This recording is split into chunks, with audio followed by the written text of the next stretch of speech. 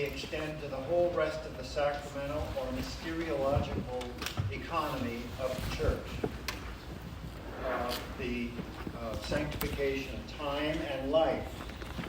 It's actually a nice shorthand for that, because our theme is as showing up in the syllabus. I do have it on. Okay. And something happened. What just happened to the lighting around us? Looks like your screen went dark. It's sleeping. Yeah. If you look in the syllabus, you can see the various session topics on page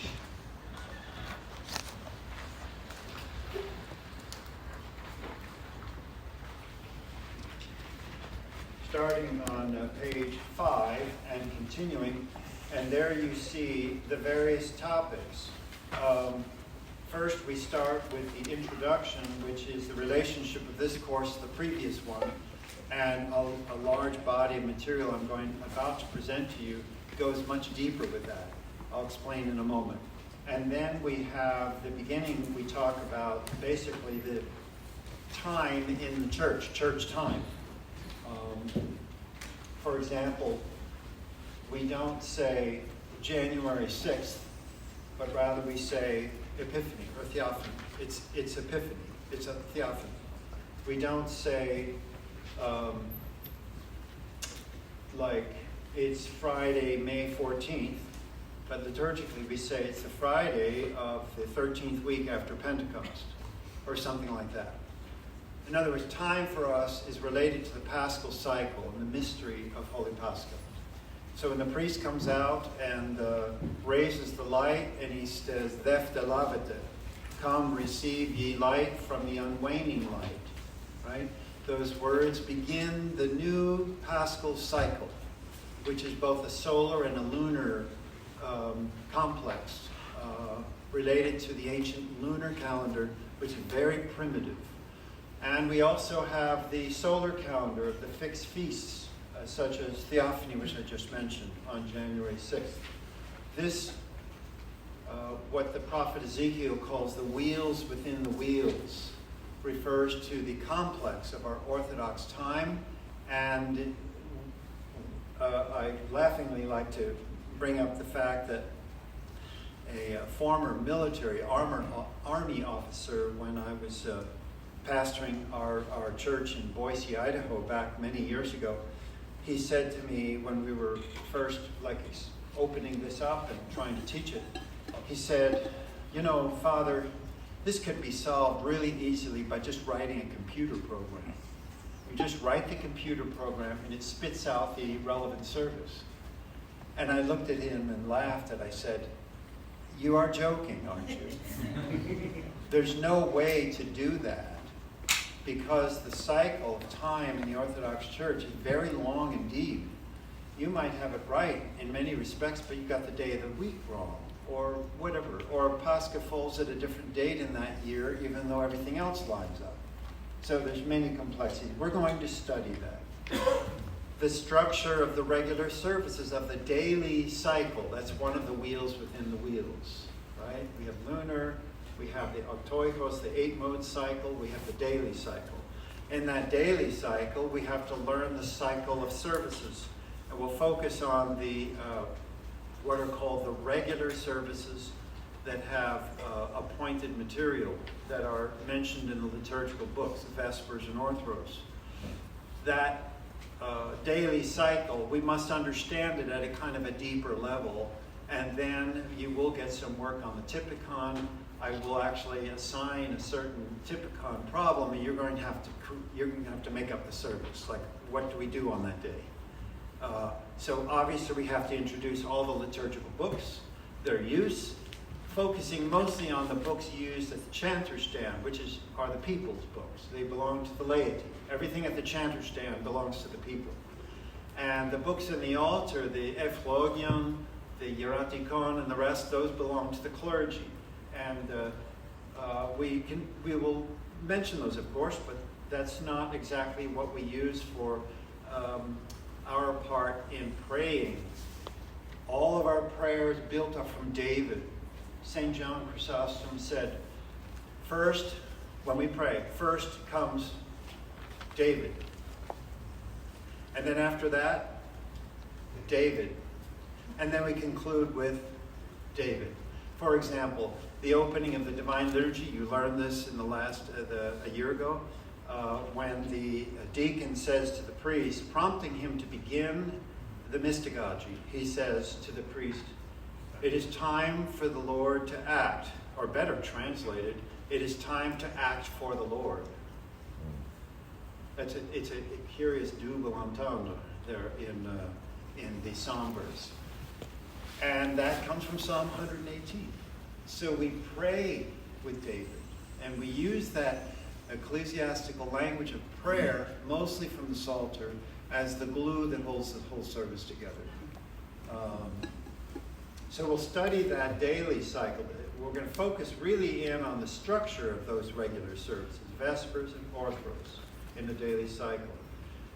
And then the development of the regular services through the Christian era. This has to do with the historical development of the complex of what we call the Studite synthesis.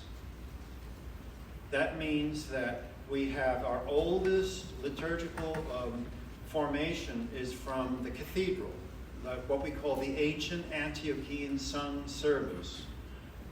Pretty universal. The Coptic Church has something analogous to that in the Alexandrian Rite.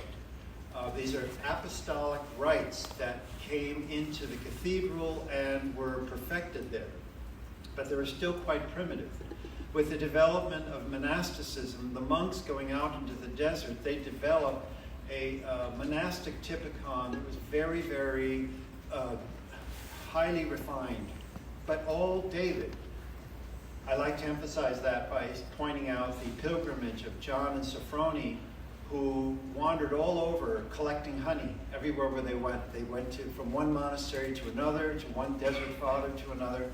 And they finally came to Sinai, and they interviewed the abbot of the monastery on Mount Sinai, which of course is still in operation to this day. And they said, Yeronda, how come you don't chant Troparia here in the monastery?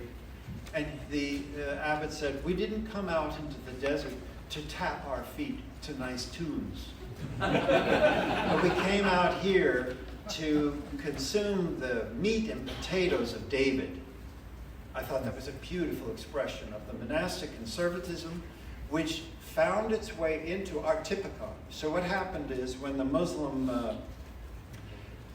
conquest took place, many of the monks had to run for their lives, and they streamed north, and many of them were received as immigrants and had to get visas into the Roman Empire.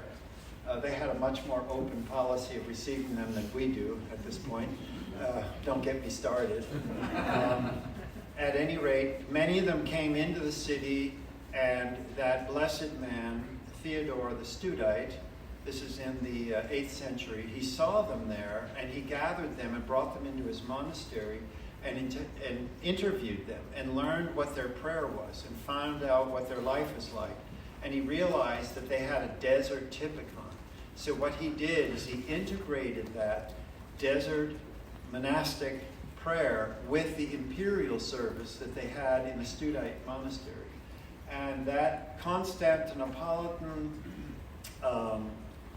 desert tradition, that synthesis, became our Orthodox typicon in the Greek Orthodox and eventually Russian Orthodox form that we have. All of that is from that synthesis that was developed in the 8th century and published from there. You can trace the manuscripts back to a major publishing event at that time.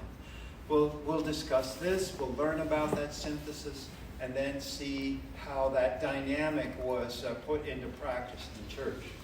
With these few comments, you can see that our focus is really on the Syro-Constantinopolitan Orthodox typicon, so I'm going to give very little attention to the Western or Latin Rite. I discussed that a little bit when we had, I think, a lecture or two on the Roman Rite in the, as far as the liturgy goes.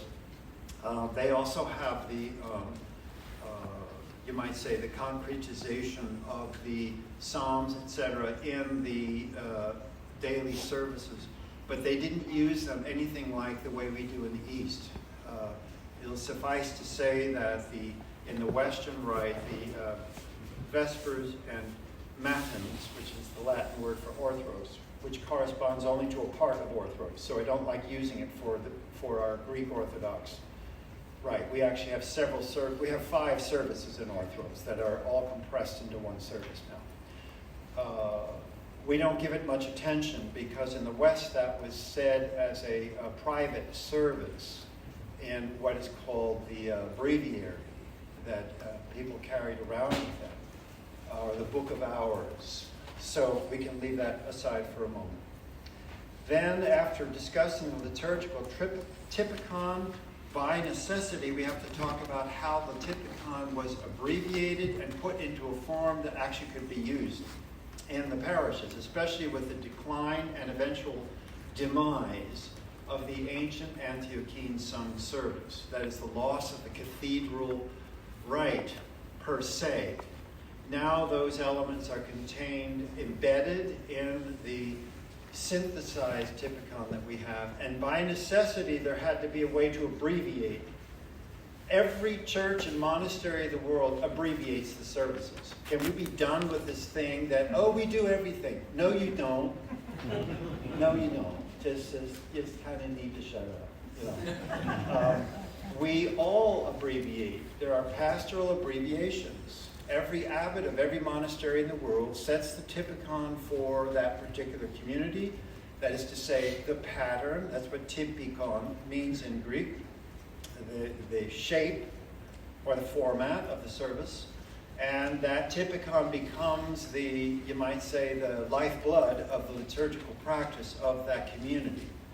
So we have a typicon as well. So do the Coptic Christians. So do the people name whatever place in the world you go. The Armenians have a typicon. We all have a typicon. And it is an abridgment, usually by means of abridgment, in one way or the other. We will discuss all that, and then we'll see how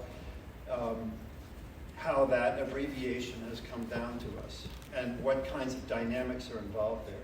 After doing all of that, then we have completed, really, the half semester, leading up to the midpoint in the semester.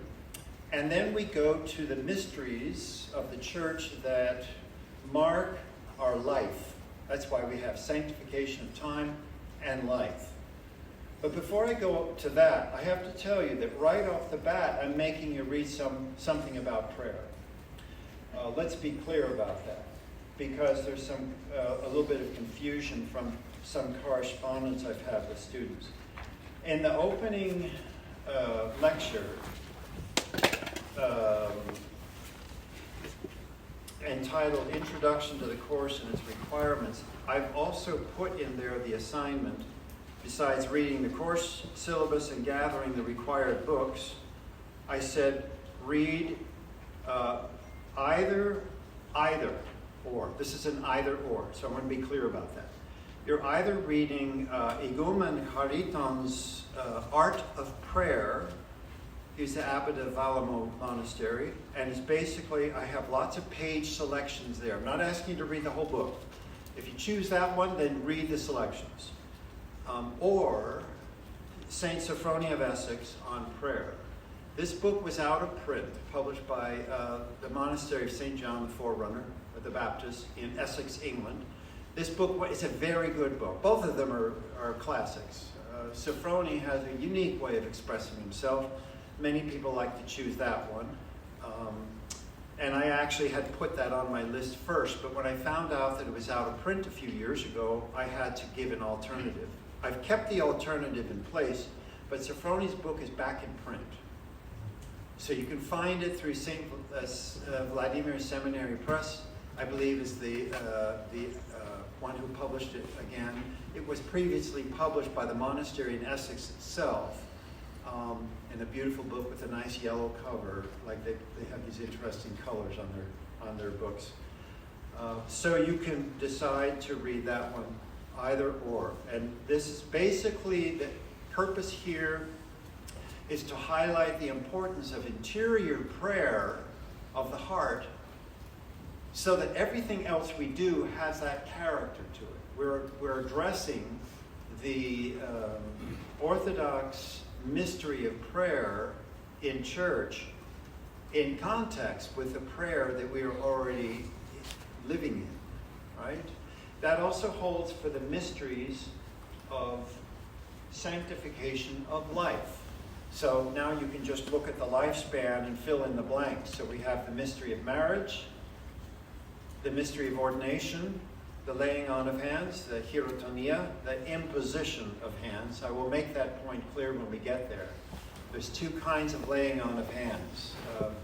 There's the kind where the bishop just touches the head, and this is called hierothesia, or the placing of a hand. And then there's the imposition of hands, like more. And that's done inside the holy place, where a man who is a candidate who is approved kneels in front of the holy table, and the bishop imposes his hands upon him to make him a deacon or a priest, or several bishops making a bishop. So we have that also in life. Those are the mysteries having to do with wedding, like taking a wife, or wife taking a husband, or becoming married to the altar, right? So I put those two together. And then by the way, the bishop is married to his diocese. We use that language, right? And when the bishop dies, the diocese is widowed. I think you may have heard this language before. Then there's the mysteries of healing, the therapeutic mysteries of Holy Confession, which is frequently done, and Holy Anointing, prayer oil, which is also done occasionally. These two mysteries of healing, then we take those two together. And then we have the mystery of monastic tonsure, which I don't go into very much, but it's related to the funeral. And the funeral service is also a mystery of the church.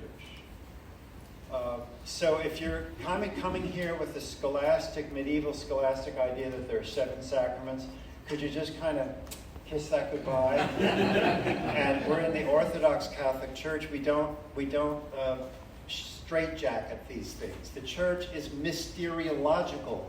I'm about to introduce you to that in more depth. And by the time you get done with this, you'll realize, as St. Ambrose himself says, the whole church is a sacramentum. And everything the church does is sacramentiter, or sacramental in nature. We could exchange that word with the mystery. The church is a mystery, and everything the church does is mysteriological. This might evoke a memory when you read Schmemann last year, and the critique I mounted against his attack on mysteriological piety. He missed the boat on that one. And this mysteriological piety is elemental. It's basic for our orthodoxy. It's not something we want to get rid of. Now, that begs a question of superstition and all of that. We don't have to go there right now. But right-mindedness, or sober-mindedness, will take care of the rest of it. So I put in here, for certain Christians, holy matrimony. For certain Christians, holy imposition of hands. And then, for all Christians, holy confession and holy prayer oil. So I thought that was a good way to divide that. And also for all Christians, and there are no exceptions, funerals and memorials for the dead. That's when we graduate from this life. Every one of us will give up this body at the appointed time, and we will lay down our heavy burdens.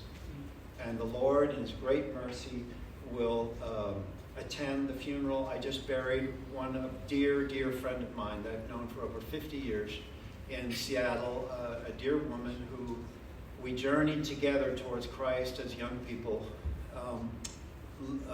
And we were very good friends. Nothing romantic. She was just a very good friend. And I buried her after a lengthy illness. After her burial, all these stories came out about how she showed charity. She was quite wealthy, but she hid it. She kept it hidden. She lived a very simple way of life. I thought she was poor. I kind of felt sorry for her. Turns out she had a ton of money. But she gave it away. She offloaded it.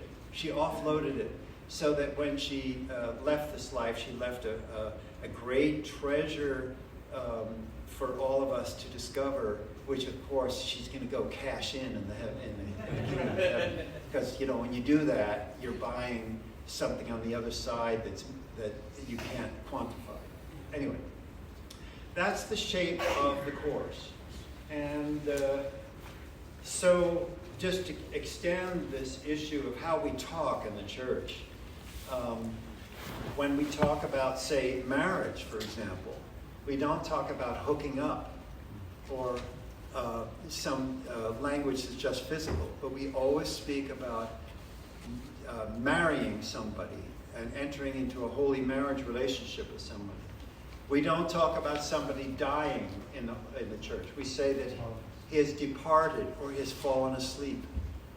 We have a special language that's based on the mystery of our salvation. We don't say early spring, but we mention the great fast. It's the time of the great fast. But we could say poetically that it's the springtime of our soul. But while we're watching the blossoms come out, the leaves budding out of the ground, or we're in my native New Jersey, the very first thing that came out on the trees was the pussy willows. They would put out these little furry growths that would lead, then eventually the leaves would come out and you have the full bloom. When those would come out, actually on Palm Sunday, we would actually cut those and bring those to church with us. Not just the palms, because that wasn't native to New Jersey. We didn't have palms there. But the springtime willows, right? So nature conspires with us in the worship of God. This is our orthodox sense of time, right? So you know my method. For last year, when we had our Unit 1 course, I introduced you to the method of the course. It only needs a brief reminder this time. So I'm asking you to read according to the program I give you. It's best to read first, then listen to the lecture. Some people like to go to the lecture right away. This is a great idea. But then read, and then if you do that, then listen to the lecture again afterwards. And then this is a nice way to kind of bring the loop. And I suggest to you, but I don't impose it. I'm just giving you a little help here. The best way to handle learning of this type, or any learning, is when you're first encountering the material, whether it's through reading or lecture, take in the whole thing. Like usually when I read a book, like we'll be talking about the ecclesiastical mystagogy that I assigned you last year, but we're going to go a little deeper today. So I read it. And it's not very lengthy. It's, 90-something pages, just about 100 pages, and they're little pages. So I just read it straight through. No, I didn't understand everything I read. But I read it straight through. Then the second time I read it, I started underlining and marking the book. And there's certain places in the book where it's very thick, different colors. This is my method. It's the second step in my method.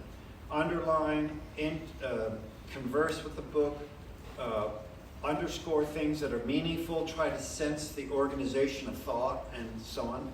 And then the third reading is where I take a notepad, and then I take out of the book notes where I want to, like particular statements that are important, and I gather them together in my notes. If you take my three-step method and apply it to everything in this course, it'll be very easy for you to take the next point, and that is to prepare your revised notes. Okay? If you don't do this, it's a little more work for the revised notes because you're going to figure out, you're going to look at the white screen and you're going to say, what do I say? Right? Because you won't have a purchase. You won't have something to grab onto. So work your way through the material with notation.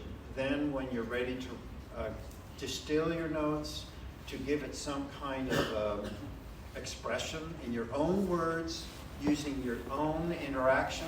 Remember, I'm looking for your thoughtful engagement with the material.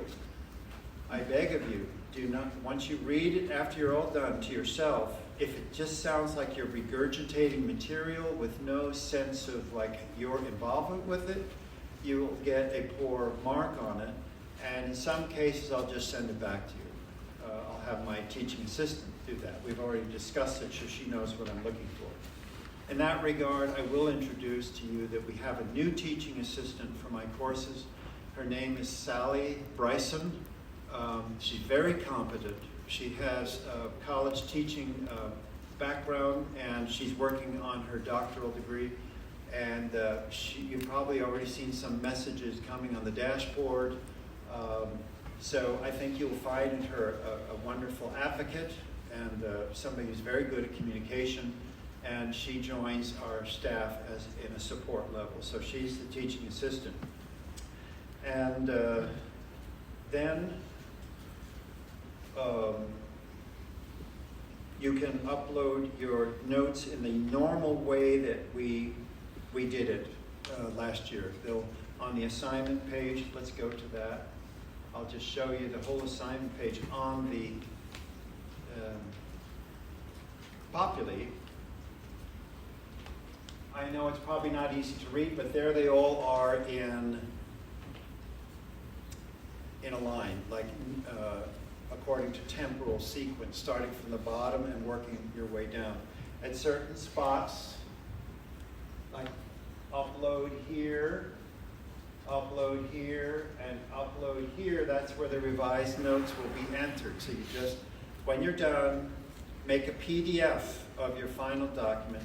Don't put a cover page on it. Don't put a bibliography on it. Keep the citation very informal, right next to where it is you're citing, in parentheses, like O'Grady lecture blank, whatever the book is, page whatever. You could just say the author's name and page. Keep it real simple. So I'm looking for traces of your involvement with lecture and readings and your personal, thoughtful engagement with those readings and lectures. Then upload them. Just drop the PDF into the upload spot, as simple as that. We know it's coming from you if you do it that way. If you email it to me or to Sally, then that's much more difficult. I don't have a way to handle that because the grading is made right in Populi and it immediately shows up, and then you can see how that works.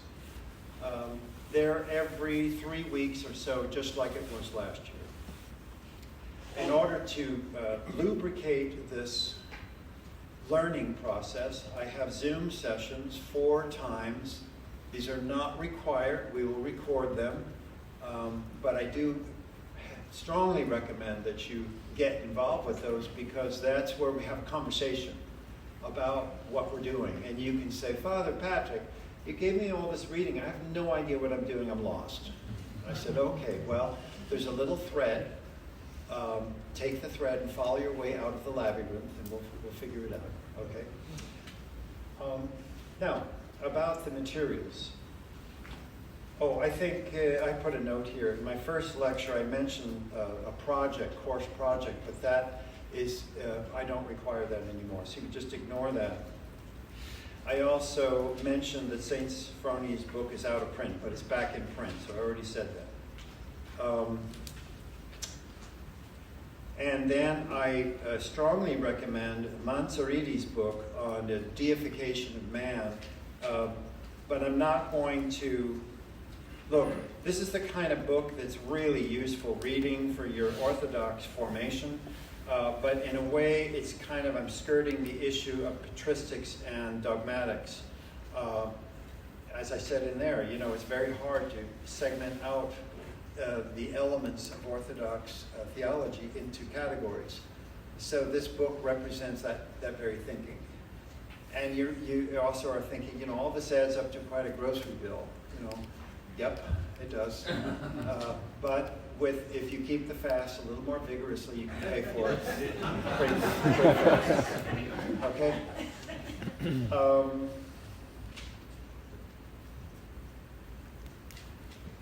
have another note in here to make sure I'm covering all those little pieces. I did that. Okay, the Triodian that's mentioned in there, recommended Mother Mary, and Kallistos Timothy Ware, the Triodian.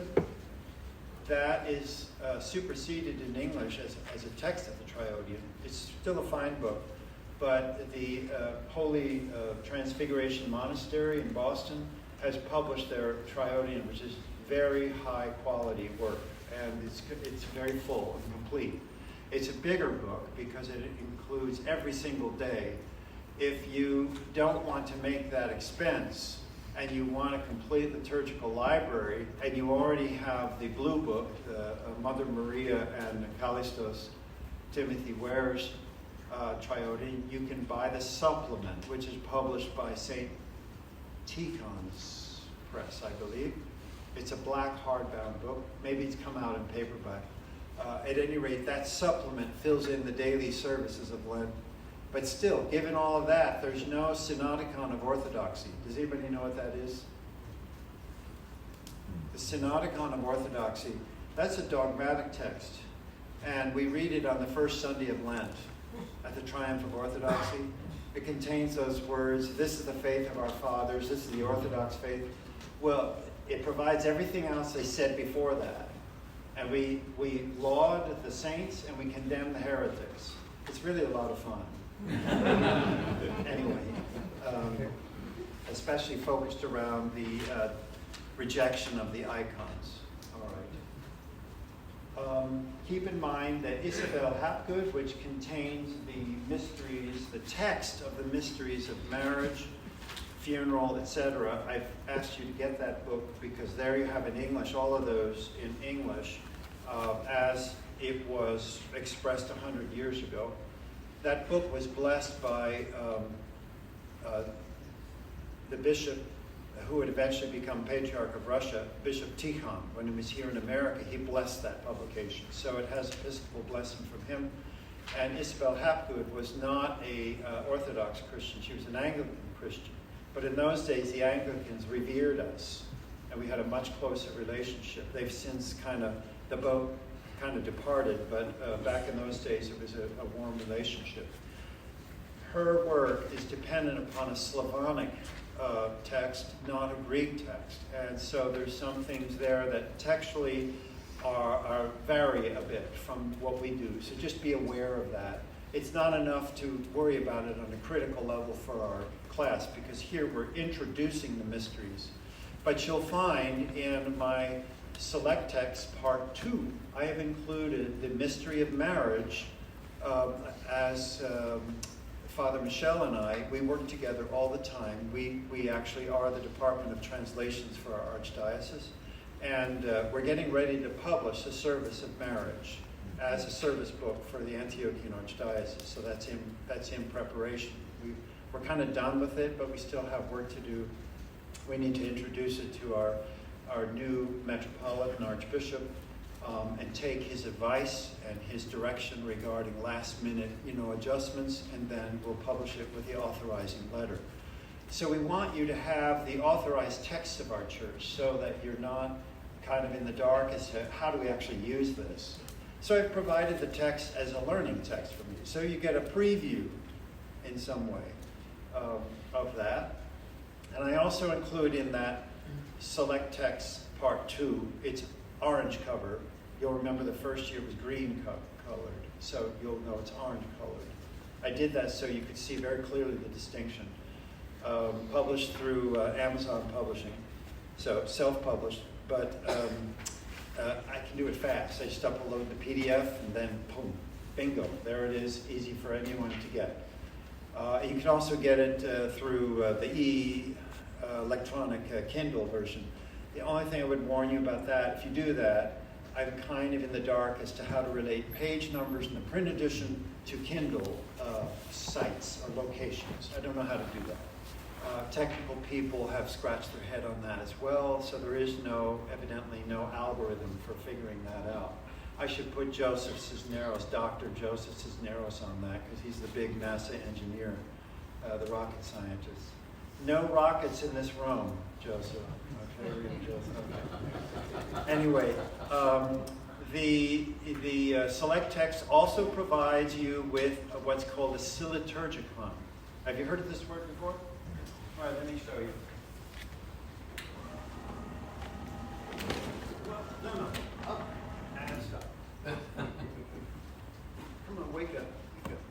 Not time to go to sleep. Liturgicon, in English spelled like this.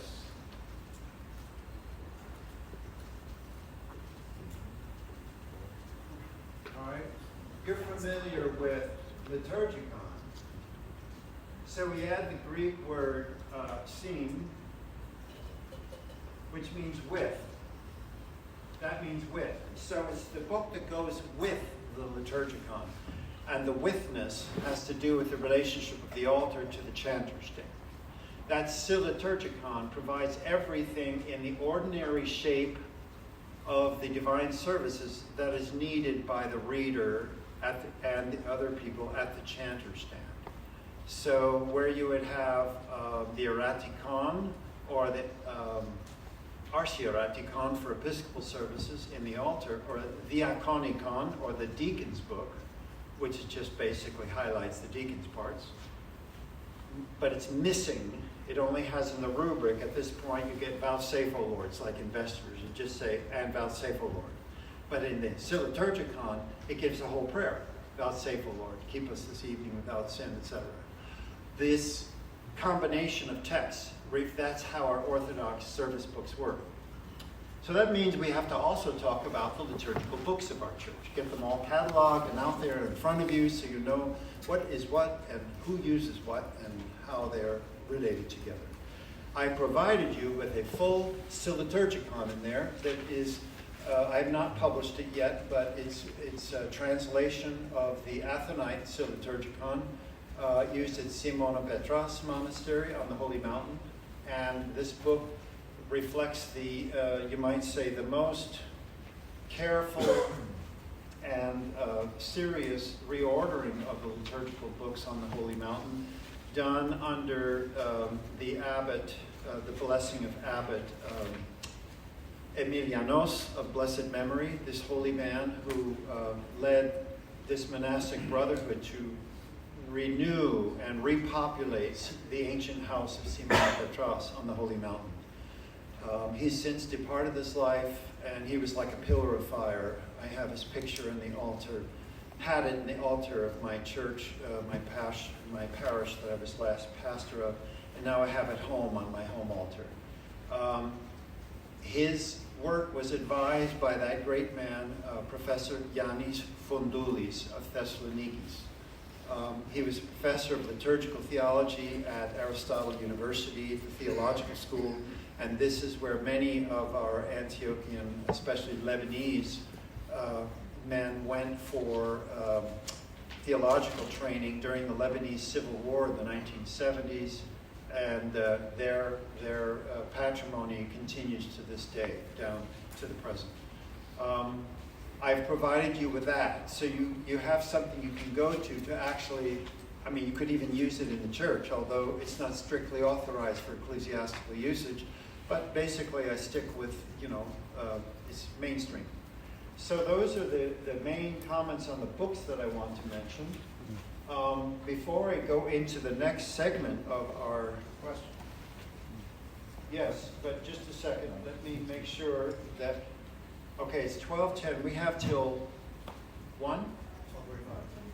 12:45. So we have a little over. So let's take 5 minutes now for Q&A before I move to the next thing I have. Yes, Joseph. So, just trying to understand what the dates mean with respect to the lessons. So, you take week 1, September 14th is due. Does that mean on September 15th the lecture won't be available anymore? Okay, very good question. So when I say do, it means the ordering of your time. I'm not, when you do the reading and listen to the lecture, I'm not grading that. Right, exactly. It's just a time marking. There's nothing, I say it's due because by that date, you should have at least perused all the material. It's a lot to read, I understand that. But at least peruse it and got a sense of it, and then dig into it over time. So remember that the reading leads up to that date, and then the lecture, I think in the beginning I have a couple of video lectures, and then I go to all audio, just like last And year. we just create our notes. That's right. On all that This reading. helps you And order accumulate your them- time. Accumulate them going forward. I'm really basically helping you organize your time. So if you follow my schedule and stick with it, kind of like daily prayer, which I know you all do avidly. Yeah, I know. The people that laugh the loudest are the most guilty. Anyway, if you do that, then by the time you get to an assessment like the midterm or the final, you'll be prepared for it. Yes, ma'am. What's your name? I'm Michaela. I was here 3 years ago on Zoom, so it's great. I remember your face because you have a very unique face. Michaela, very good. What's your question? Yeah, so real quick, I was looking at the recommended texts, and so I understood the word recommended to mean I had a choice and that I did not have to buy all of them. That's correct. So the one I bought was Mixed Marriages. So, but when I look at your schedule for October, no, for November 29th, the only reading option is Hopwood and Erickson. And as they were not listed as required but recommended, I did not buy either one. So I was just. May I ask, are you a member of an Antiochian community? Yeah, I go to Roper, but I'm christening at Antiochian. Okay, the Roko will have it too. Ask the priest, Okay. because almost every Russian priest in America has this. Okay. It's easy. And you just say, can I just borrow this, Father? And then you can just take it from there. Okay, thank you. Yeah. What about, there's a few for 10, 11, the one Triodian. That's a recommended book too. And 10, 18, the spiritual liturgical books. Okay, October 11th, you're referring to the Fesuminan? No, Lenten Triodian. The Lentian Triodian. So this is the Mother Maria Callistos Ware Triodian. Yeah, it's recommended. What church is yours? Where do you go to church? This book will be in that priest will have this book. So that's, okay. It's probably in the Chandler stand. Just ask them, tell them what you're doing, and they'll furnish So it.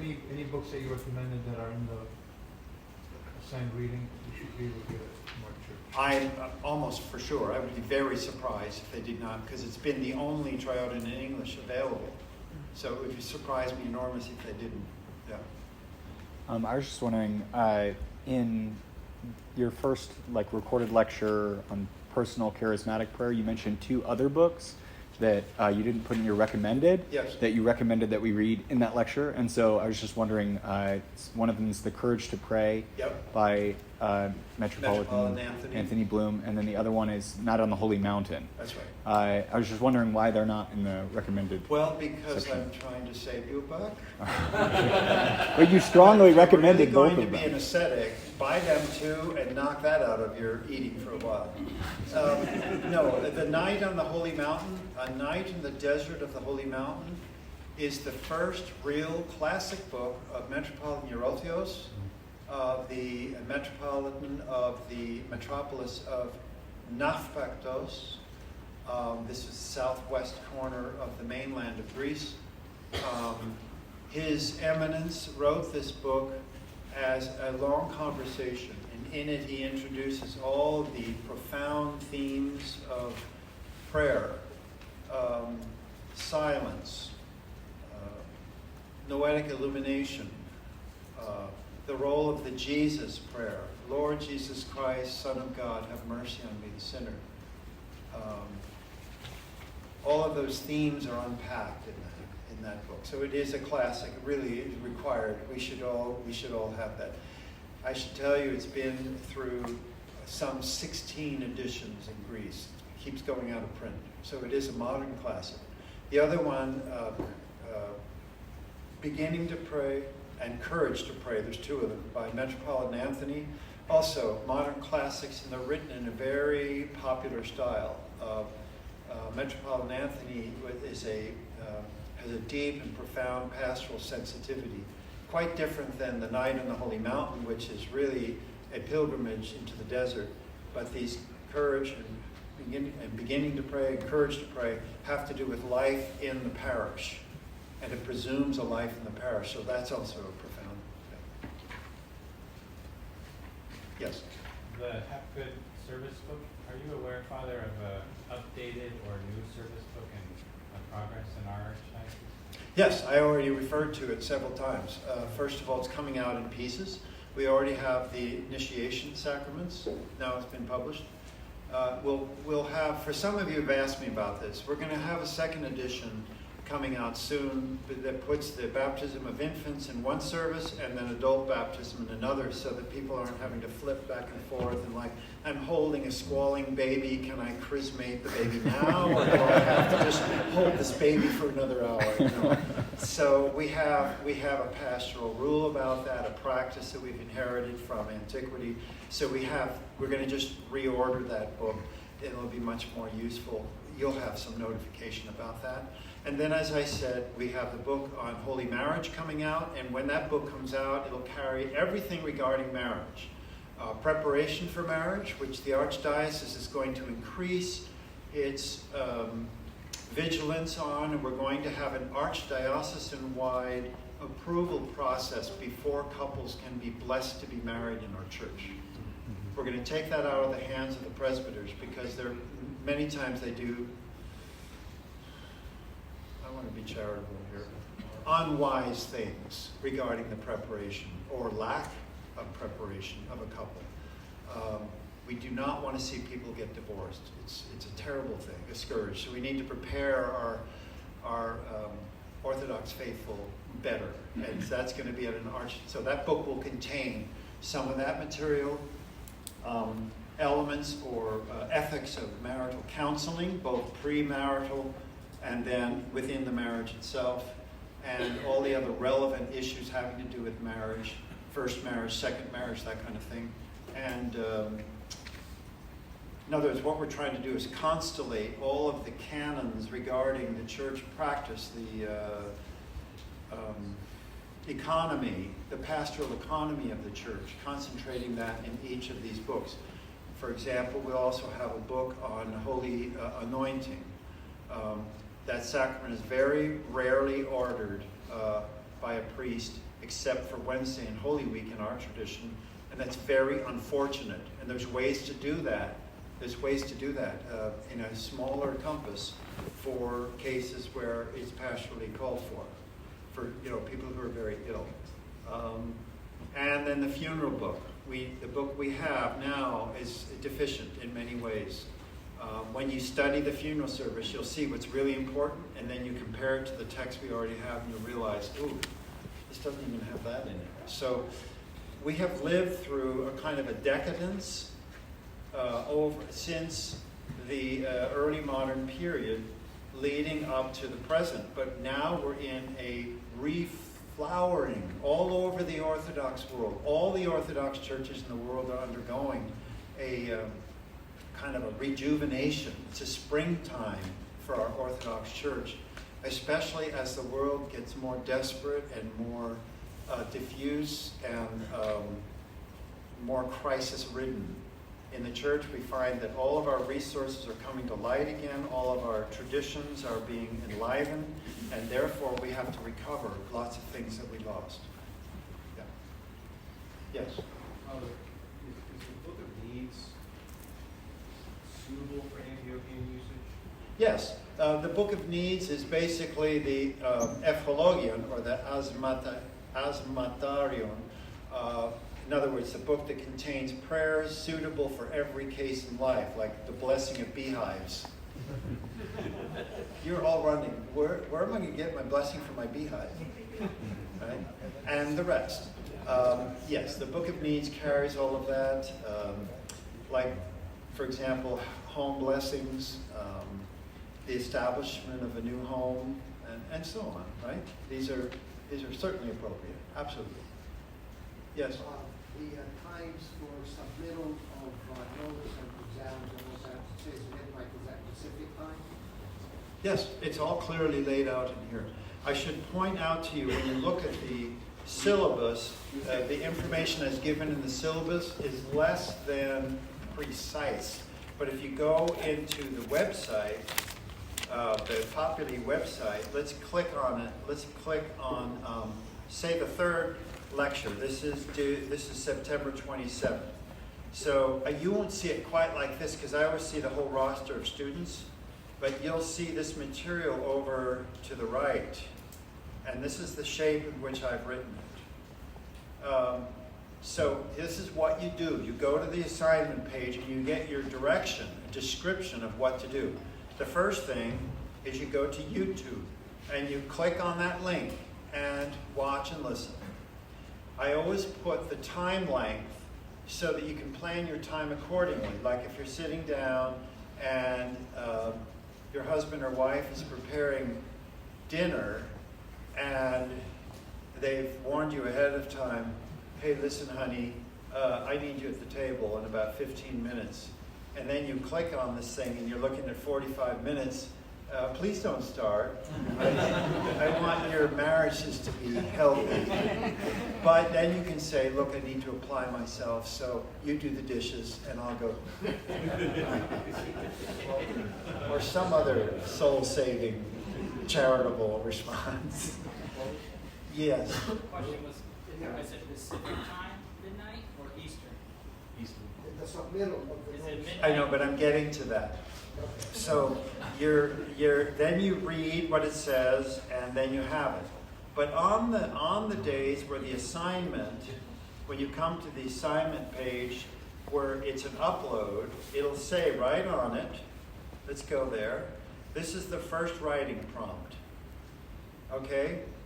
And I tell you what I want you to write on in order to help you constellate your thoughts together. So I am giving you a writing prompt.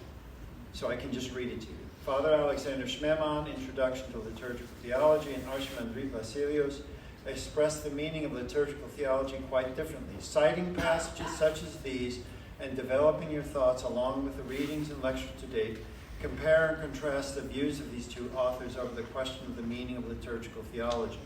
Be sure to reference the relationship with each author, which each author expresses concerning the relationship of liturgical theology to prayer in the church and ascetical prayer. Now, you know this, so you're going to start with your prayer, art of prayer or on prayer, as you establish this comparison and contrast. This helps you crystallize what you got from the first unit, linking it to the present unit on prayer, which is going to set you up for the whole rest of the course. Yeah. So I haven't looked at the assignment pages yet, but last year during our course, we weren't given access to the description for the writing prompts until maybe a week before. That's because I was just working them out. Okay. Last year was the first time I ever did it. Before, I left it up to you to simply find an organizing principle. But I found that many students struggled with that. It's like, I don't really know how to approach this. Well, by giving you a prompt, I've solved that problem partially by giving you, okay, just relax. Now you have this to deal with, so now just focus on that. And I was working that out through the semester. So this is available to all of us right now. You can look at it right now. Absolutely. I don't believe in hiding things to the last minute, unless in that case I was creating it. And then you upload through this portal. So you just go to, I don't think it's open yet. I think, would you click there? Is that it? No, that's the lecture. Yeah, scroll with the bottom. Scroll down. I think you're zoomed Yeah, in. make it smaller There you so go. I can see it. You had it. Do right It says upload your revised notes assignments through the portal. Well, by the time we get to the due date, it'll be alive and It shows Oh, it. it says Right there at the October bottom, 10th underneath. at It says right now it is 9:59. 9:59 p.m. Oh, but that's for his for time. East Day. I think that's Mountain And here Time. it Right? says Ten- this 10:59. is written for me, like visible to students before due date. You know, this is my shape of the page. It looks a little different than yours. Yeah, So it's it says 9:55 10:59 Mountain on Time. ours. Do you have a thing where it says submit? 10:59. Yeah. So that's Central Time Upload for you. your revised. Okay, done. Other questions? Joseph? Yeah, well, maybe I misheard you, just on, like a weekly assignment. Yeah. Did you say, here it says, listen first and then read, but I heard you earlier say you get to read first and then listen. No. I did say listen first and then read, but some people like to, they just like, well, I want to know what he says. So fine, go ahead. You know, I have nothing that tells me you listen to it more than once. I don't care. Right. Listen to it 10 times if you like. You can use it while you're washing the dishes for your husband or wife so they can sit down or whatever. Okay.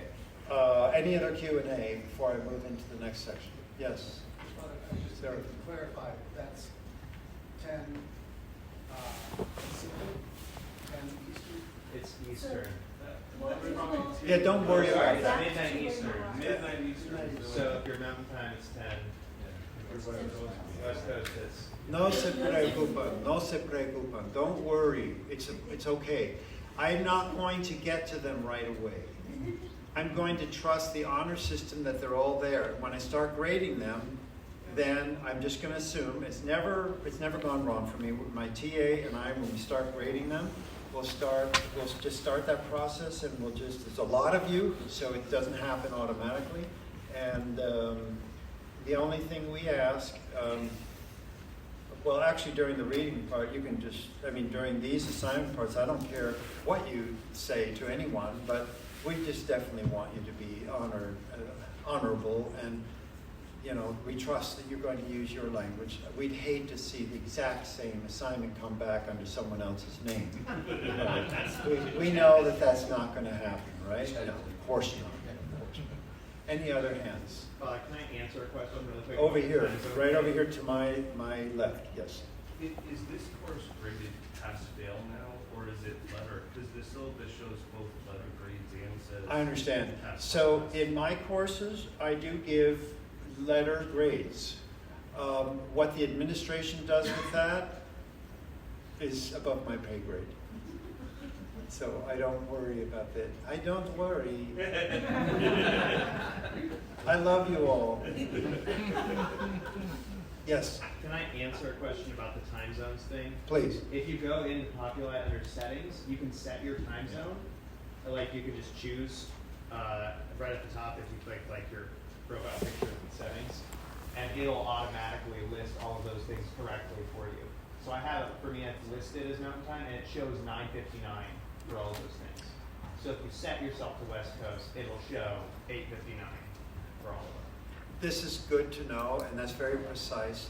For my purposes, it's strictly speaking not necessary, because the time deadline will be pressing at the midterm and the final, because you get only so much time.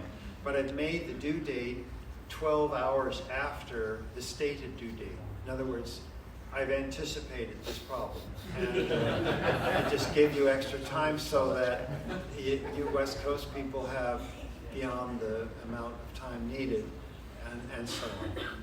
Actually, I should say East Coast, like Europe, because they're later, and but I did give them extra time. The West Coast, you get extra time, so you have no excuse. So. Yeah. Okay, any other Q&A before we move on? Okay, so I have, you say we have to quit at 12:45? 12:45, 15 minutes. So here's what I'm going to do. Start now, and then when we meet in the afternoon, we'll continue. And this is material that you've never seen before. However, you may have read it, and you may think you've got it, but bear with me. This is going to be a bit of a ride. I'm going to use some PowerPoint material to present what I have. What I'm talking about as an initiation into liturgical theology is drawn from the ecclesiastical mystagogy from the very beginning, which begins on page 46 and runs up to page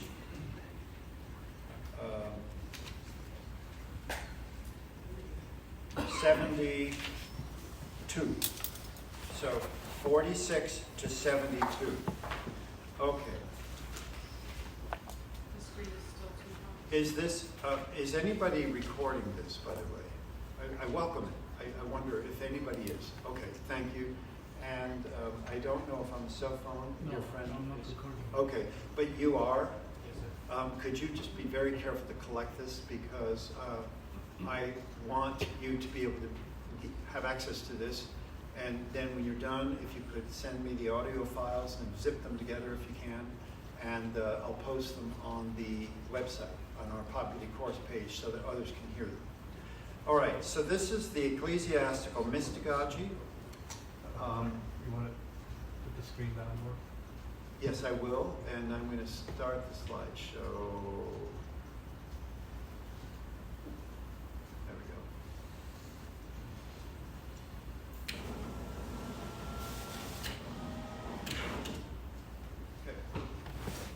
go. Okay, so we're talking about the ecclesiastical mystagogy, and we're not, and this mystagogy is not limited to liturgical action, but that's the highest form of it. So if you could just take this into a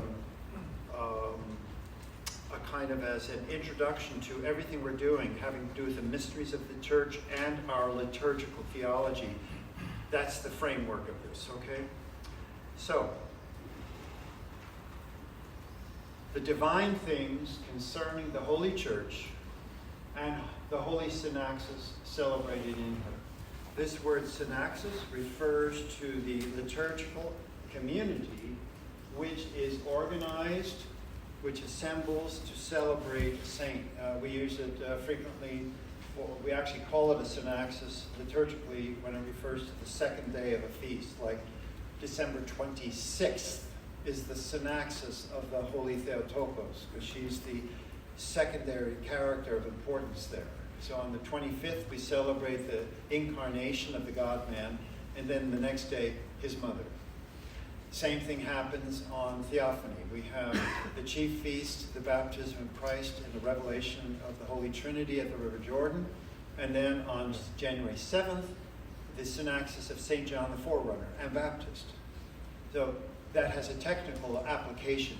But here we're referring to the liturgical community, the Holy Synaxis, the Holy Community celebration of the liturgical action. We have to then talk about theological method. Now, St. Maximus the Confessor, in everything he wrote, refers to his elder. He never speaks in the first person, always the third person. This shows deep humility, and this is not play acting. So he says,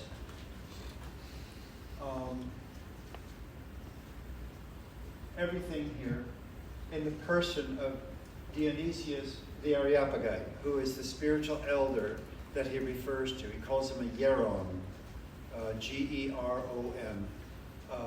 O is a long O, omega. Geron, or Geronda, we say in modern Greek. This elder taught him everything. And so he's simply reproducing what the elder gave him. And if you read Dionysius's literature, especially his mystical theology, it's a very short treatise, only about 6 pages in the English edition. You'll see that he's going way beyond Dionysius, but he never himself says that he's going beyond him. So there's a lot of humility expressed here. Anyway, let the God of what is spoken and intellected, noumenon from nous. What the God of what is spoken and intellected take the lead. He who is the sole intellect, the nous. Monos nous. God is the monos nous. Of those who intellect and of what is intellected. And the logos, gelogos, the reason of those who reason and of what is reasoned. And izoi, gezoi, the life of the living and of what is made alive. He who is, on, he who is and becomes all things in all, through those things which are and come into being. So we're speaking about the living God, and he's using very exalted terms, referring to all the levels of perception, intellection and reason. So there's a distinction in our Orthodox epistemology between intellection, which is activated through revelation and the work of the Holy Spirit, and reason, or logos, which is related to our nature as human beings, the image of God. Logos is natural to our existence, but nous has to be activated. It has to be illumined. Okay. All these slides will be available. I saw it. I saw it in your face. It's like, oh, baby. No, you don't have to take pictures of all these slides. It's going to be, I think I have already uploaded. If not, I'll double check and upload them to the files section of the course. Okay, so now we're talking more precisely about the method of theology. First comes the via negativa, the way of negation. Now, this is a higher form of theology because of the reasons he's going to indicate. As for God himself, in no fashion whatsoever does he exist or come into existence from anything whatsoever that exists or comes into being. So God has no relationship with created things. What's implied here is that by analogy, there's no relationship between the creature and the creator. This is where Augustinianism goes seriously wrong, and where we cannot. I've heard of this in so much of the sociology or the academic theology out of Paris from the last century. This idea that God is a community, and so when we're in a community, we're acting like the Holy Trinity. That's a bunch of hooey. That has nothing to do with the Trinity. We're talking about a radical distinction between the nature of God and his mode of existence and ours. So that's a fundamental aspect of the via negativa. Nor is he classed among anything at all which exists in nature. Therefore, this leads us more appropriately to say, are you ready for this? Do you have your seatbelts on? It is better to say that he does not exist because of the transcendence. So that's the phrase, os ikioteron. It's more appropriate. Επαυτού λεγόμενον προσχέμενος. So, mi είναι, not being, mallon viato hyperine. See the relationship between ine, being, and hyperine. Hyper being, being beyond being. So he doesn't have being. He's not, God is not, because he's hyper is. Hyper is. That means it's a radical distinction. The gulf is unbridgeable. Okay, yes? Sorry to ask, the first time you said radical distinction between God, I didn't catch that. A radical distinction between God, the nature of God, and all other existence. Ending in ENTS. An existent means a creature. So that which exists has no relationship to God whatsoever. And we like to say, man is created according to the image. The fathers like to emphasize, hey, the phrase is according to the image. Yeah. That means we have to go through a process of transfiguration to become like him. So what is the image of God? Or / who is the image of God? Christ only. Colossians chapter 1. Christ is the very icon of God, the icon of God. Not you and me. We were made kata ikona, we say in Greek. Kat ikona, according to the image. That means where there's a whole lot there that has to take place. Peter. Is there a Greek translation that ties in I am who I am? Is there any language in there that ties in with this thing? Yes, exactly, right here. On, where is it? The previous page. Oh yeah, we passed it. We passed it to the previous slide right here. Ke on, ke genomos, who is and becomes. Okay. Now, to go further with this idea, we have the way of affirmation. This is the opposite. Yes, Darren. I was just asking because I've heard it described in, I don't know which writers I'm referring to, but Orthodox writers, that we have the image but we lost the likeness. Yeah. How does that? That's imprecise. Okay. In theology, we must be very, very precise. We must be careful. And St. Gregory the theologian says, theology is not for everyone, but it is only for those who are prepared. So first we need purification, we need humility, and we also need tutelage.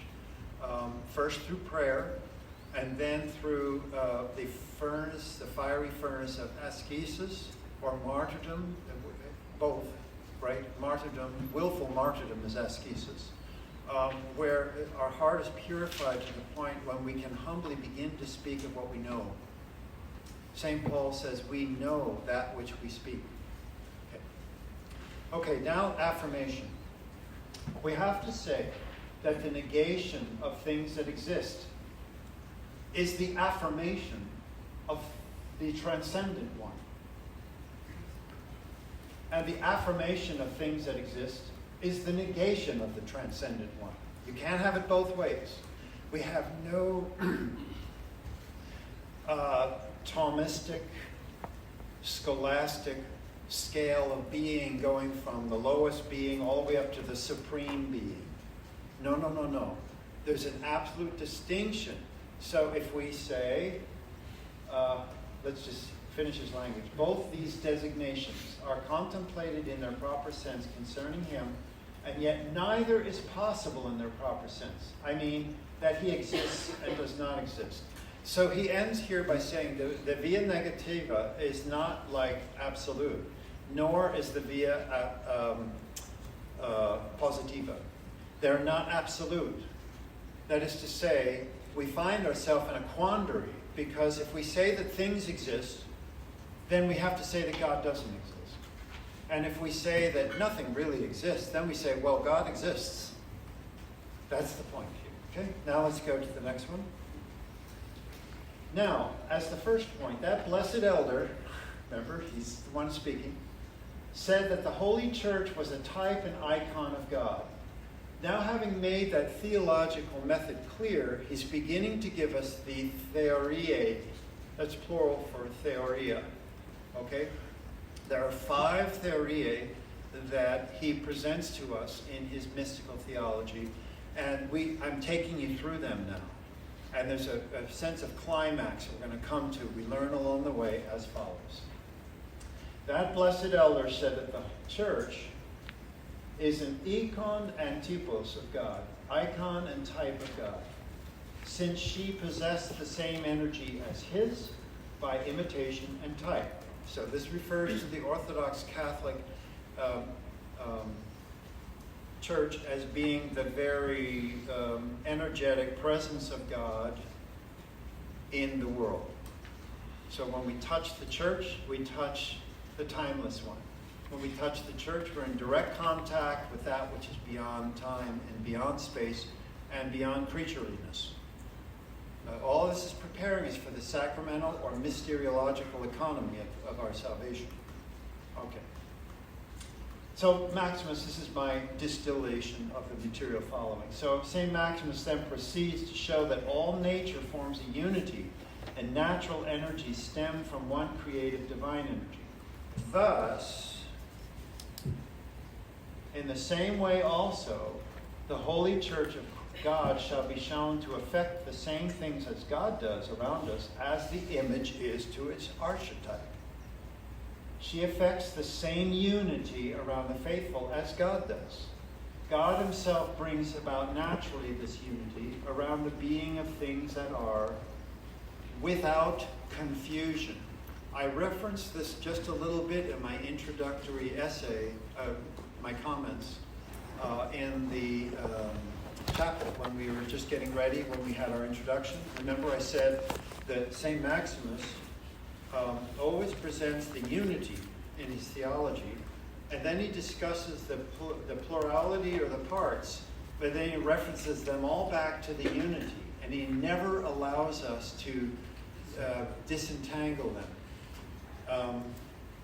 Watching my time, we're at the end, so let me just point forward to one direction so I can dismiss you. So, for example, he says, regarding the shape of the church, the altar and the nave, you may remember this from your own reading, that the altar is the soul, the nave is the body, but are those separable? No, we don't look at the church as altar and nave, we see it as the one and the same church. And he emphasizes that, they are all the church. And therefore, he does not highlight the distinction of the parts, but rather their unity. That's why he says that the altar is the presence of God, kata dynami, according to power, and the nave is the presence of God, kata energian, according to energy, and so on. We'll get to those things afterwards. So we'll pick up the slide number 7 when we come back in our afternoon session. And then our whole session, I'm sure you will want to discuss this. I'm sure we're going to want to unpack this. So you are dismissed. God bless you. We'll see you at lunch and then mid-afternoon. I have a question.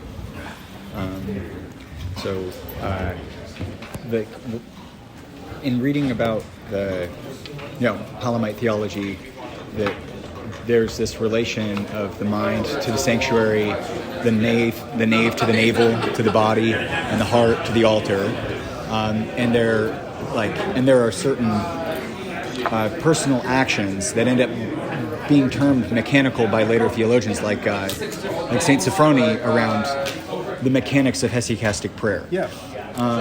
And what you were saying earlier about liturgics, I was just thinking about it when you were giving your introduction.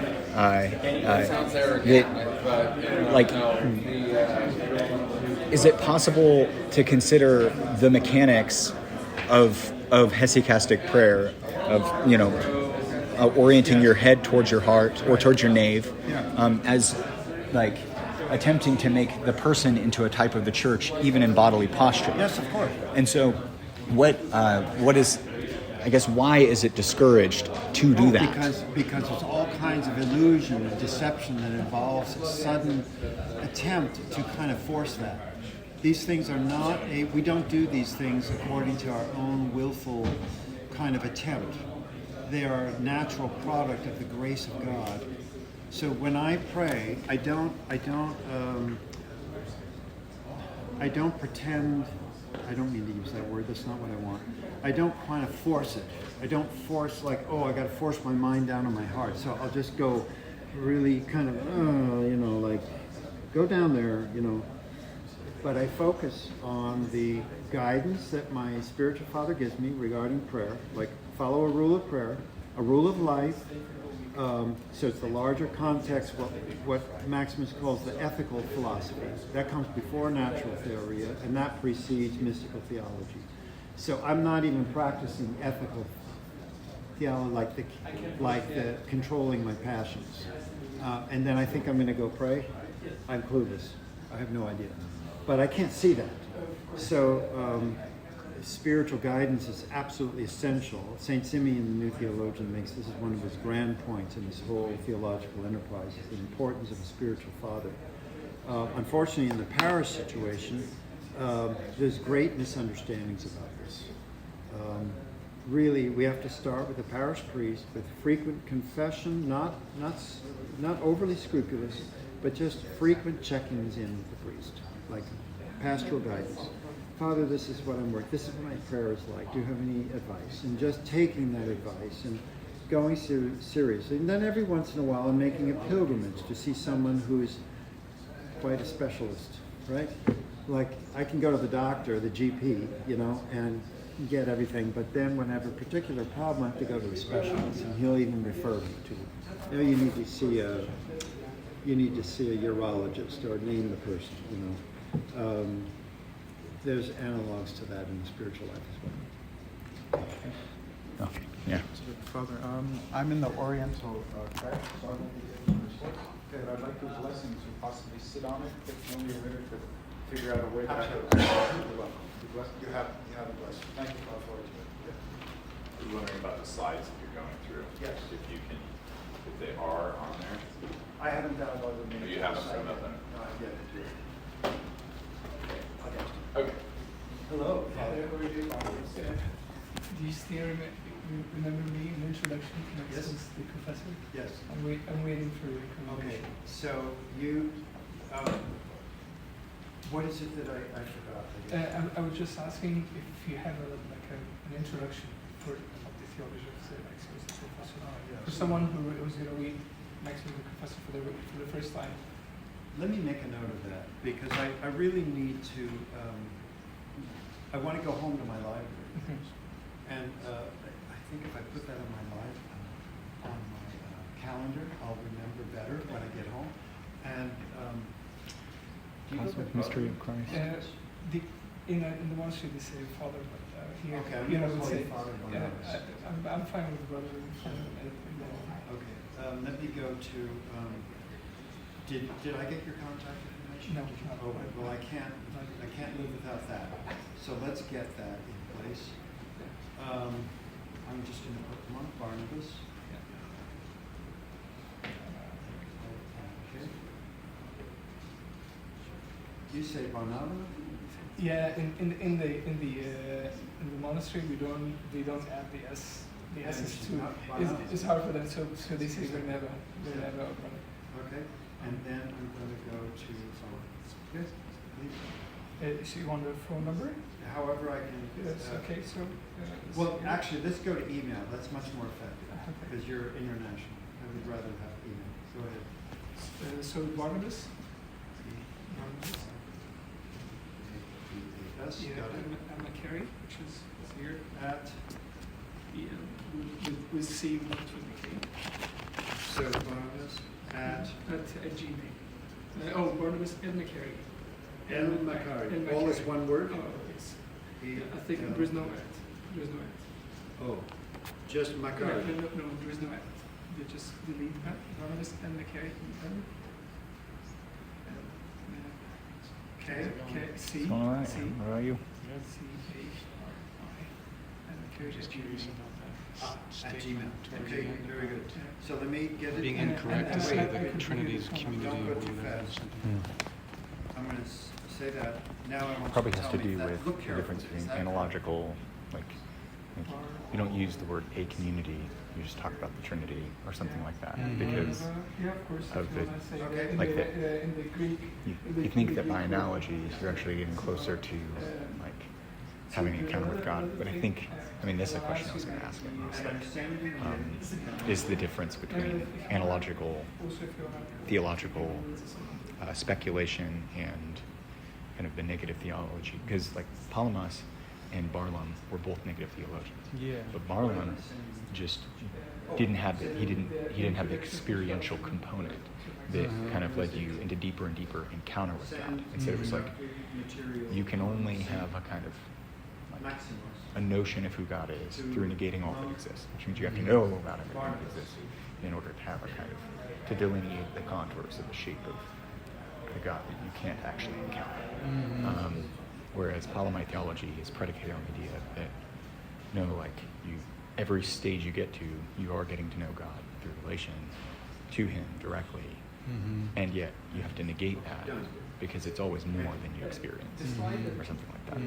And so I'm wondering if that's where the disagreement stems from, is the use of the word community to describe the Trinity is the use of an analogical term, like, well, God is a community like us, and that's like the way in which we are a community is the way in which God, the Trinity, relates to itself.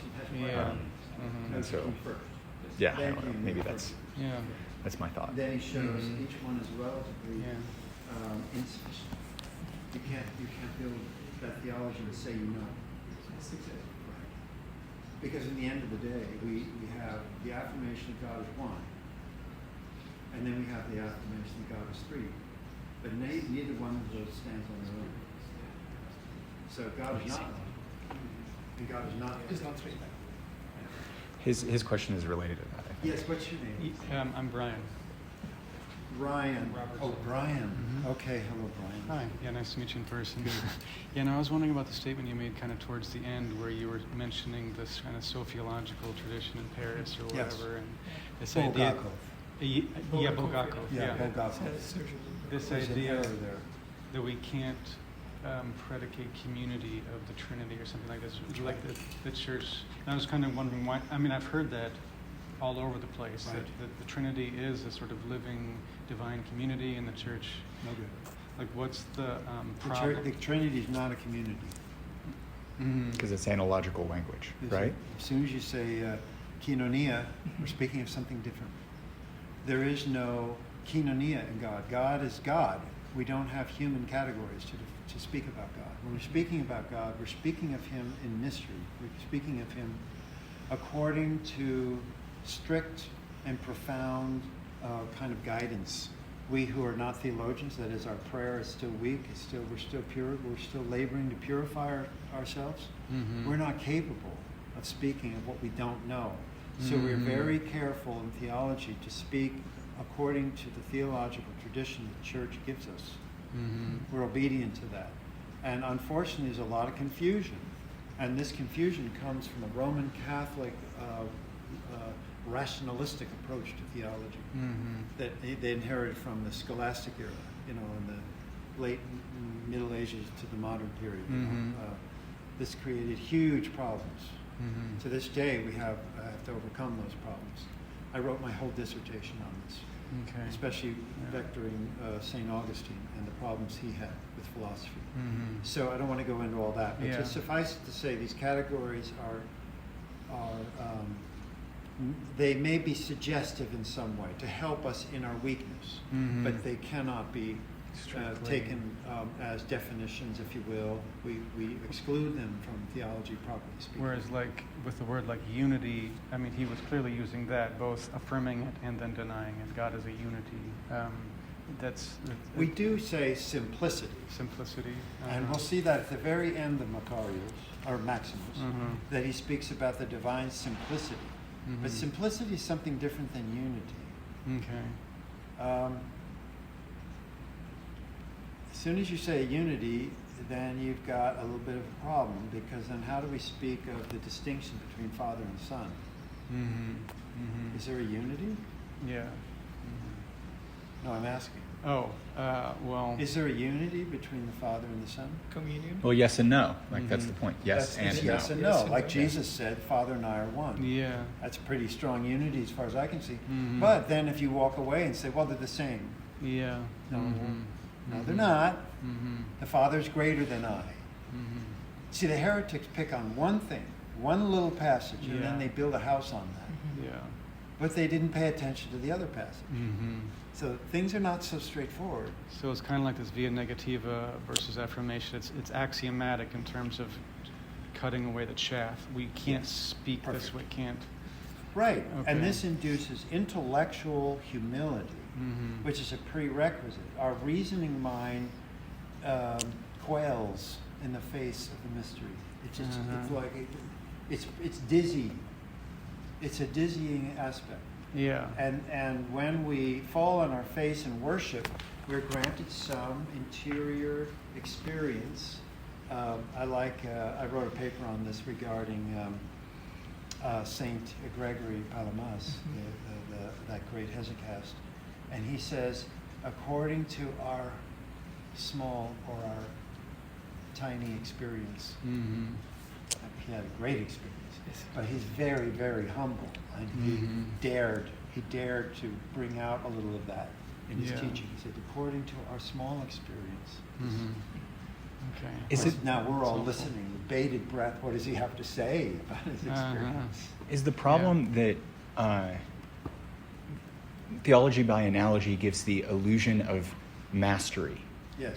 That if, like with the scholastic theologians, like Thomas Aquinas, he had the illusion of mastery. Yeah. And he had to maintain that in order to be a doctor of the church. He had to be able to answer every single question that anybody ever asked him on any subject, or he wasn't considered a doctor. And so that's the illusion that you know everything about the subject, Yeah. which is directly it's diametrically opposed to the humble spirit That's that we're right. supposed to have. Mm-hmm. And I guess that leads to my question about is the problem with analogy that the moment you make an analogy, it actually serves as a barrier between you and experience of God. That in Palamite theology, the difference between Barlaam and Palamas, they were both negative theologians, but Barlaam believed that you couldn't have a direct encounter with the divine energies of God, whereas Palamas did. And so Not Barlaam, only did he believe it, he experienced it, and the monks that he knew. He said he knew they saw the uncreated light. Mhm. They're very humble people. and so Barlaam interviewed them, and in the interview they were deceived. Barlaam deceived them because he made them out like he's a fellow monk, and then he used it against them. Navel gazers. Mm-hmm. That's where that term. well, they comes from. were He though. was the one that coined that word, by the way. In English, we have that word, navel gazer. Navel Mhm. gazer. That means I'm gazing at my belly button. But that's what they were doing, Of course, they were doing it. and it's It was not a authentic, negative. but he was mocking them Yeah. because yeah. he was ignorant. Mm-hmm. He was a rationalist. Mm-hmm. Excuse me, I'm going to Okay. plug my computer in, and Thank I'll see you you. all at lunch. Thank you, Father. I don't want my power to run out while I'm doing the next part. God brings all this unity about in a natural way without confusing the elements. Okay, so that shows up again and again. Now the next slide. For just as the church exists as one house according to structure, it is divided into the place dedicated for priests and ministers only, altar, and the common place accessible to the faithful laity, the nave. But again, notice he's emphasizing this. This is what I'm trying to get you to see. But again, the church is one in substance. And this phrase, one in substance, is kind of a almost like a creedal statement. It has that kind of feel to it. Sounds Nicene, right? Katatin hypostasis, mia esti katatin hypostasis. Mia, not monos, mia. So numerically, the church is one. Okay. You already know this from last year, so this part's kind of easy to grasp. So you see the two parts of the church, nave and altar, and their relationship in the unity of the church. So he's not going to do what we so much like to do. Well, tell me all about the altar. Tell me all about the nave. He cannot do that without reference to the whole. Okay. So now we have, continuing this second theoria as the church as icon of the universe, the altar and the nave is the first consideration within this theoria, this second theoria.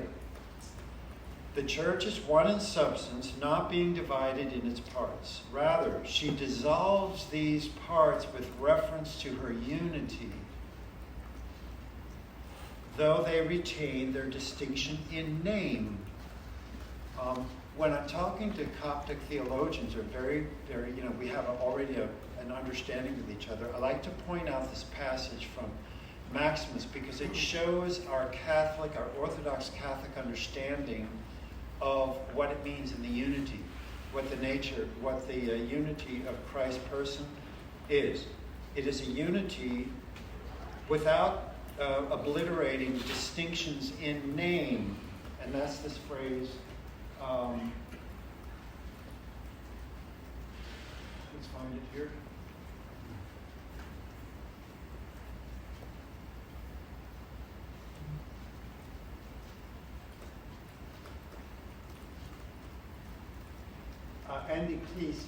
Endiklesi, without tameri, the parts of the distinction in klesis. So klesis means like what I say it is, like calling. So I call the altar, I call the nave, but those distinctions don't obliterate the unity They're not separable. The nave has no meaning apart from the altar, and the altar has no meaning apart from the nave. Good.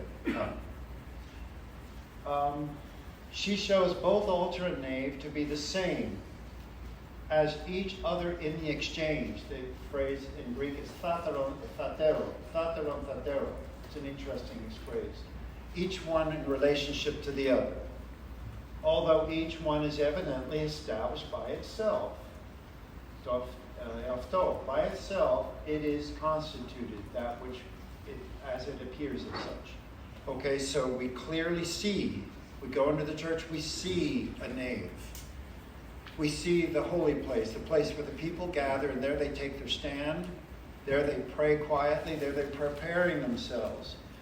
And we see the ministers of the altar in there preparing, vested according to their rank and their purpose. So we see that, but we see the whole church theoretically, right? We don't change it into, this is this and that's that. And they're both doing different things. Okay, still on this consideration. We'll take Q&A on this point after we're done with the consideration as a whole. The nave is identical to the altar according to power, kata dynami. According to power, or potentially, the nave is identical to the altar because it undergoes consecration toward the culmination of the oblation. That means the anaphora, right? Toward the culmination of the oblation, the anaphora of the mystagogy, the liturgy, that's when the consecration happens, and that's in the altar, but the nave is identical to that, according to power, potentially, because of that consecration. And conversely, the altar is identical to the nave, kata, tin, energion. Right here, kata, tin, energion, according to energy. As it has a beginning in the unending mystagogy. The mystagogy begins in the nave, not in the altar. It begins in the nave. Where does the bishop start? In the nave. That's where he appears as bishop. And there he's vested. There he's made evident to the people in the nave, in the midst of the holy place. And then he goes into the altar to demonstrate this connection between the two. The church remains one and the same through both. Notice that the endon is unity. So nowhere in Maximus does he say the altar is different than the nave, or that they can be conceived of without reference to the other. Let's stop at that point. Q&A. Yes. Does that mean the mystagogy for each of us individually begins in the body, not the mind? Yes. Yeah, because we have to actually enter the church. We go from lower to upper, right? In our action. God, of course, is coming down to us and meeting us. But we have to answer in the humblest way. We have to actually say a prayer. We have to open our mouth. We have to open our heart in successive layers. But it all starts in a very humble way. Yes? On the previous slide, when you're talking about distinguishing in name and that Greek word ecclesia, is that connected to the word for church, ecclesia? And is he doing something there, or is that a connection? No, he's not. Connection? No, he's Okay. not. Etymologically, ecclesia means called out, but there's layers of meaning that precede that, so Yeah. it's not an Just intentional. Yeah. It's not an intentional etymological connection. Yeah. Yes. Power versus energy. Yeah. What is the difference there? Okay. Katatin dinamine. Katadinamine means potentially, like with the beginning of powerful exercise. I mean the power is there, but it hasn't been exercised yet. According to energy, that's power in movement, and it's happening. Operation. So potentially versus operatively, right? Similar to the biological distinction between potential and kinetic energy. I'm sorry, not biological, physics, in physics. Or even volts. I'm sorry, I hear the voice, but Even volts and amps. no, it's not going to work quite like that. Not like Yeah. Yeah. Yes, also in etymology, one of the words you use, same root as epiclesis.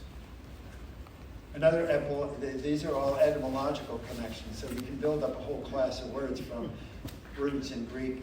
It's a agglutinative language, so this is the nature of the construction of the language, but we can't take the meaning from those etymological constructs.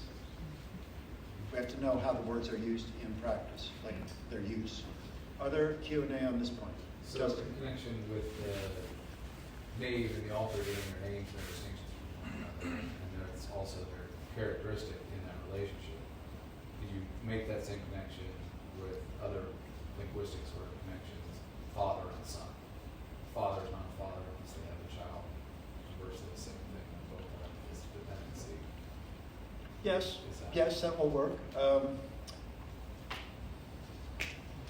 You get the point that Maximus is very concerned above all for unity. He doesn't like the idea of conceiving of disparate elements and then contrasting them with each other. He does say that the nave is where the laity go and the altar is where the ministers go. That's all he says about that. He doesn't spell that out.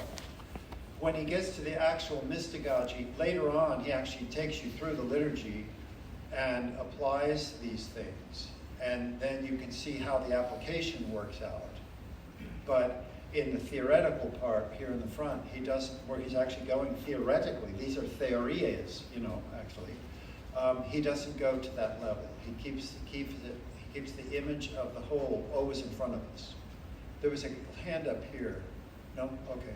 Doesn't he also just draw a distinction between the sanctuary and the altar? Like the Same thing. Sanctuary is altar. It's the same thing. But isn't there an altar within the altar? Like the altar area and then, okay. No. In our tradition, this distinguishes us from the Western tradition. The altare in Latin, that means the table itself. Yeah. When you say the altar, you mean the table. For us, altar is a space. It's actually a whole space. And in the altar, you have the holy table. Remember how I said we must be critical about language? We have to be very clear about what we're talking about. In English, because we got our language from the Latins here, there is a disparate kind of idea, and we have to get that sorted out. So we mean the space. In Greek, it's ieration, the place for the hierarchs, or the priests. It means the priestly spot. That's all it means in Greek. The sacred spot for the priest, where the sacred ministers are. And then the holy table, you'll see, because he's going to, pretty soon we're coming to a slide where he distinguishes between the altar and the holy table, and I'll save the punchline for that for when we get to it. Okay, any other Q&A on this point? Okay. So now we go to the second sub-consideration under the second theoria, which is the church as the icon of the cosmos. The entire cosmos. Okay, so cosmos in Greek means the entirety of creation, the whole, or the whole creation. So we don't translate that word in English. Some people say universe, but it sounds too astronomical, so I kept it just at cosmos. The entire cosmos of things that are is divided into the noetic cosmos, filled with noetic and bodiless beings, and the sensible cosmos, a kind of another church made without hands. There is a cosmic altar with a higher cosmos, and a cosmic nave with all creatures living with sense perception. So in Maximus' cosmology, there is both the visible and the invisible, the noetic and the sensible cosmos. And notice that they all, they're both there together. And to complete that idea, the next slide will fill in what's missing. Again, the cosmos is one with respect to itself, not divided into parts. Oh man, we're starting to heat it up on the way toward understanding what the mystery is in church, in the church theology. Okay, so there's not two cosmi, right? It's just, the word doesn't even exist in Greek. It can't, by definition. There's only one. We don't have polyverses. We have universe, okay? So in this cosmos, there are the two, the cosmic and the noetic and the sensible, but they're not two different universes. They cannot be divided. The higher and the lower realms are identical to each other in turn and asynchitos. Remember, there's that beautiful adverb from Chalcedon. Without confusion. Once again, we're dealing with, we can speak of these in name, but not in fact. They don't exist as separate entities in fact. We only can conceive of them in name this way. And the ecclesi, right, by use of the name, by calling one thing one and the other another. But they're not two different realms. It's one realm, not divisible. The whole of each realm fills the whole of the other, and so both have the same whole. So we've run into this with the nave and the altar. We see it in the universe as a whole. There is no distinction in the universe. It's the whole created order, visible and invisible. That's why in the Creed we say, I believe in one God, Father Almighty, creator of things, of all things, visible and invisible. He's referring to the noetic and the sensible realms of all things. Now we come to the key point I've been aiming at all through this theory. I'm bringing you to where Maximus brings us to the key point. This is the church as icon of the cosmos, the noetic and the sensible, which brings us to the meaning of symbol. And this is critical for you to understand the church's theology, the liturgical theology. The entire noetic cosmos, impressed on the sensible in a mystical way by symbolic forms, appears to those who can see. And the entire sensible cosmos, rendered simple according to the intellect, in respect to its principles, these are the logi of creatures, by reason, that is katalogon, exists within the noetic cosmos. Here we come. Things that signify one another must possess entirely true and obvious reflections of each other with an intact relationship between them. This is St. Maximus' definition of symbol. Let's look at it again with some care. Things that signify one another. So let's just take the Eucharist. So we have the bread, the body of Christ. Or we have the baptismal font, the water, the consecrated water, and the womb, the new birth, right? They signify one another. That means they must possess entirely true and obvious reflections of each other. Look at the water and I think of the new birth. I look at the bread and I see the body of Christ. It's reflecting that. But it's also with an intact relationship between them. Intact means not bothered, unsundered, alogiton in Greek, this word right here, alogiton. So we don't believe in the Orthodox Catholic tradition, we don't have a philosophical construct of transubstantiation, where that's an Aristotelian concept. It comes from Aristotle's classification of things that they have certain characteristics or categories. So a thing has an appearance, it also has an accident, like how it appears. So the Roman Catholics took this and said, okay, the substance of the bread has an accident of bread, but in the transubstantiation, and it goes from one substance to another, transubstantiation, the substance of the item changes from bread to the body of Christ, but it retains the accidents of bread.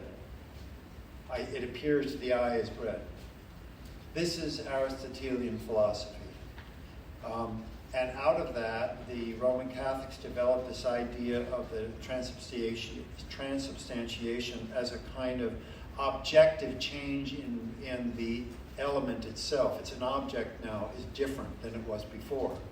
The Roman Catholic common piety then has no problem of conceiving of Jesus in that box up there on the altar. That's where Jesus is.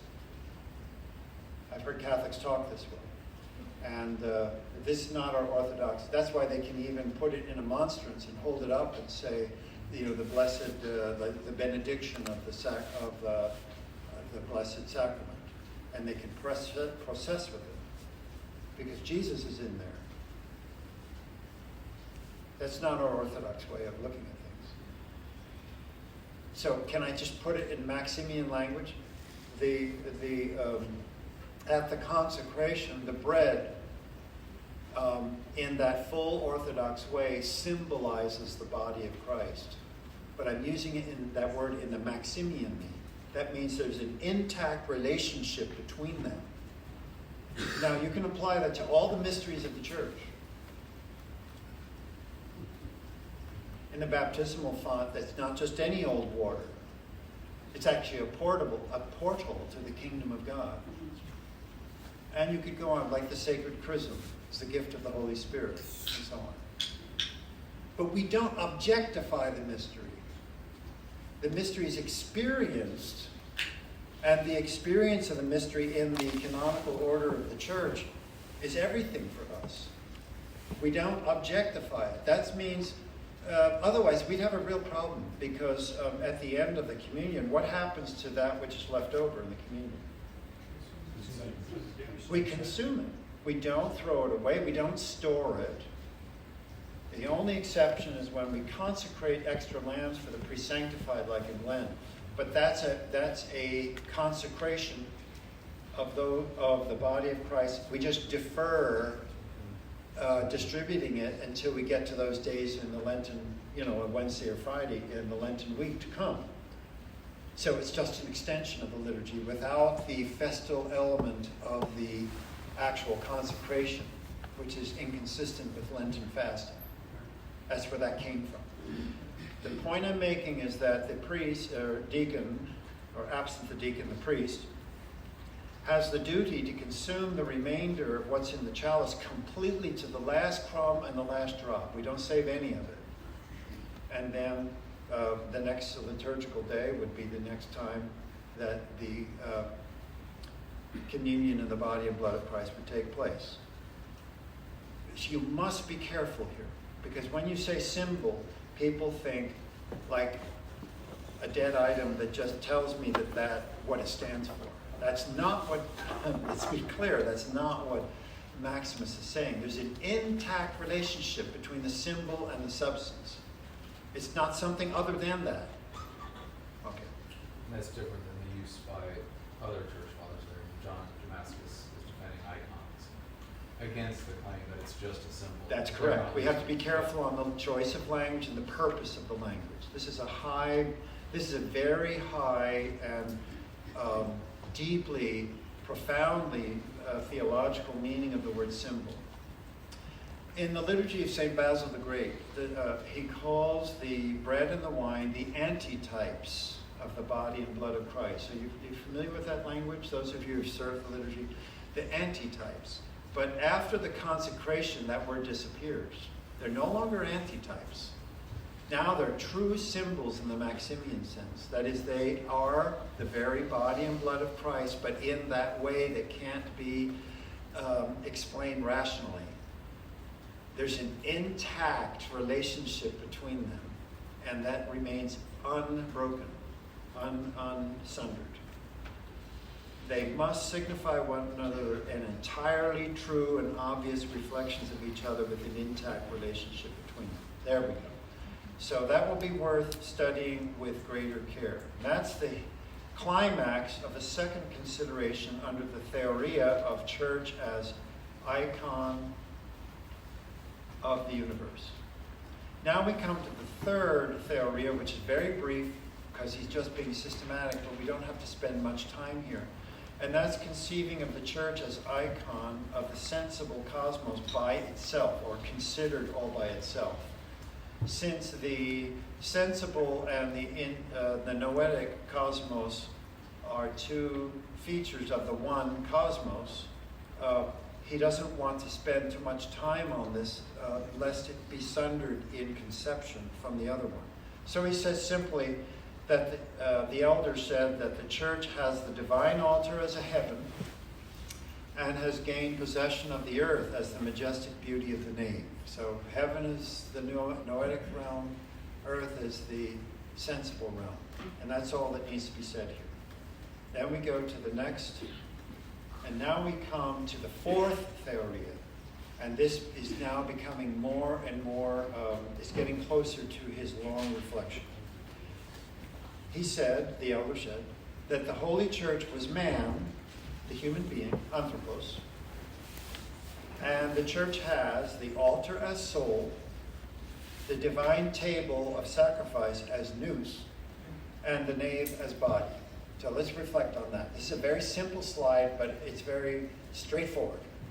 So now we have the nave, which is the body. We have the soul, which is the altar. And then we have in the altar, the premier spot, we have the nous. And now if you grasp this, you begin to get a hold of the patristic psychology, which we're going to hit into in a moment, which is not separable from ecclesiology. In other words, just as the tabernacle of the presence in the Old Testament under Moses was constructed according to the pattern that he saw when he was on the mountain. He saw it. Moses saw the pattern. God didn't give him an architectural drafting of it. He actually saw that pattern when he was on. I just love it. I can't wait till I'm there. This is St. Moses' Day, right? So that holy God-seer saw the pattern and then instructed his craftsmen to build it exactly accordingly. And we have those details given in the book of Exodus. So he saw the soul, the nous, and the nave. And he put them all together in the very familiar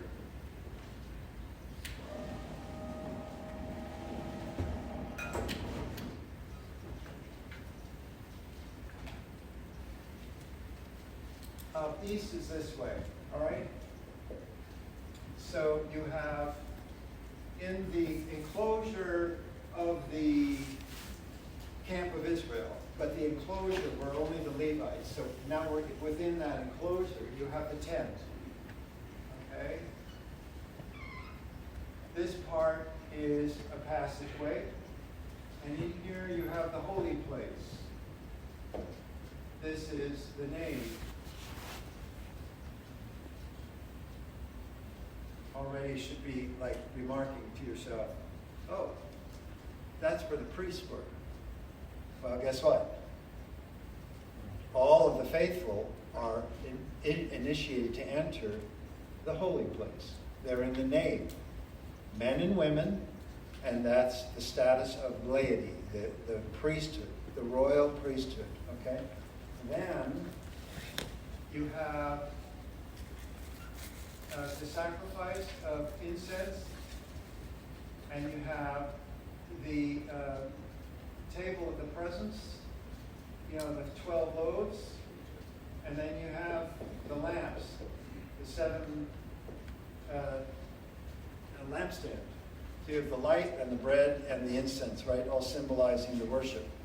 Then inside the veil, which is not broken, you have the ark with the cherubim on either side and the presence, the ark of the presence, into which only the high priest goes. And that is the Holy of Holies, and that corresponds to the nous, as this corresponds to the soul,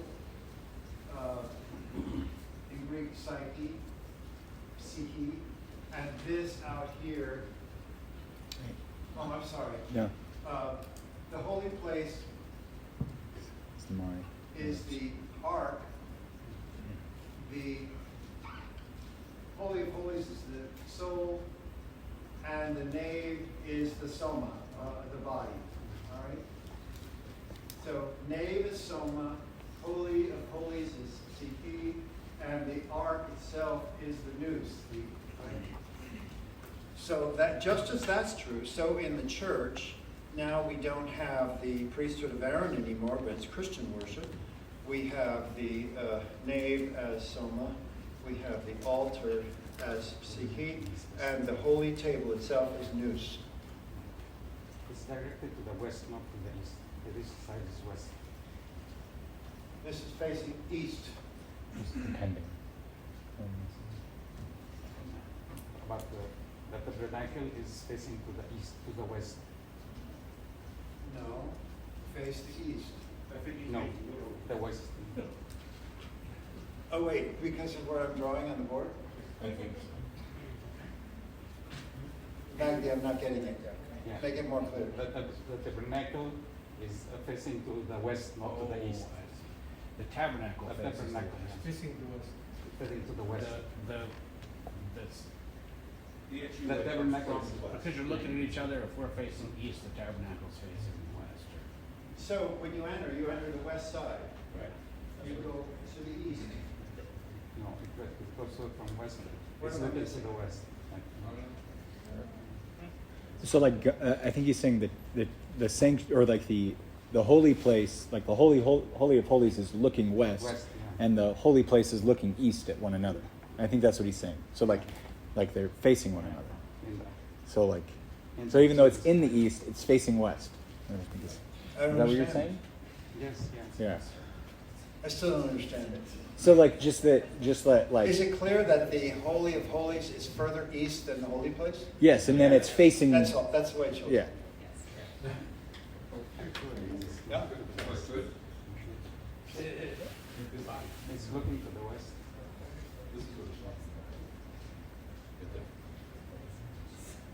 That's west. Yeah. In Exodus, they said that it's looking to the west.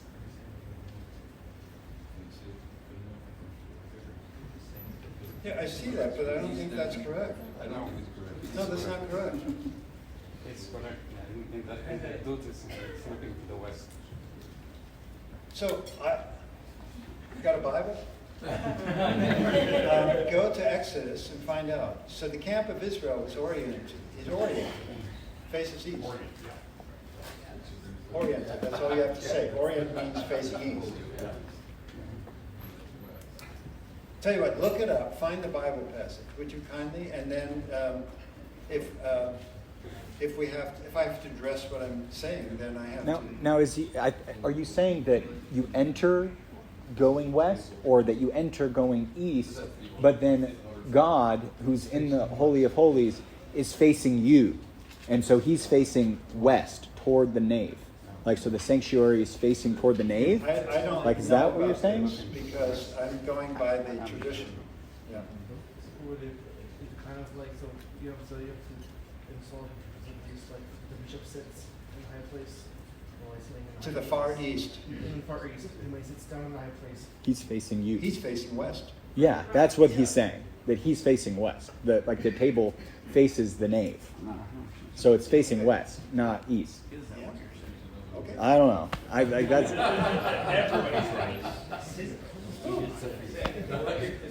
Okay, let's continue. So that's how the church depicts man and man the church. Continuing that, we have how this plays out in our life. Thank you. The next slide provides more information on that point. So the church, this is how the church depicts man and man the church. So we're still warming up toward ecclesiastical psychology. The church sets forth ethical philosophy through the nave as through the body. That is to say, the nave, the body, that means how I live. Ethical philosophy is what we call now morals. Or in the Roman Catholic or the Western tradition, moral philosophy. Okay? Ethical is moral, like how we live, like keeping the commandments. So in the body, I do the works, like you heard in the homilies today. In the body, I practice self-control, not giving in to disordered passions. And then I practice virtue. I do the things that are godly according to God's commandments. Okay?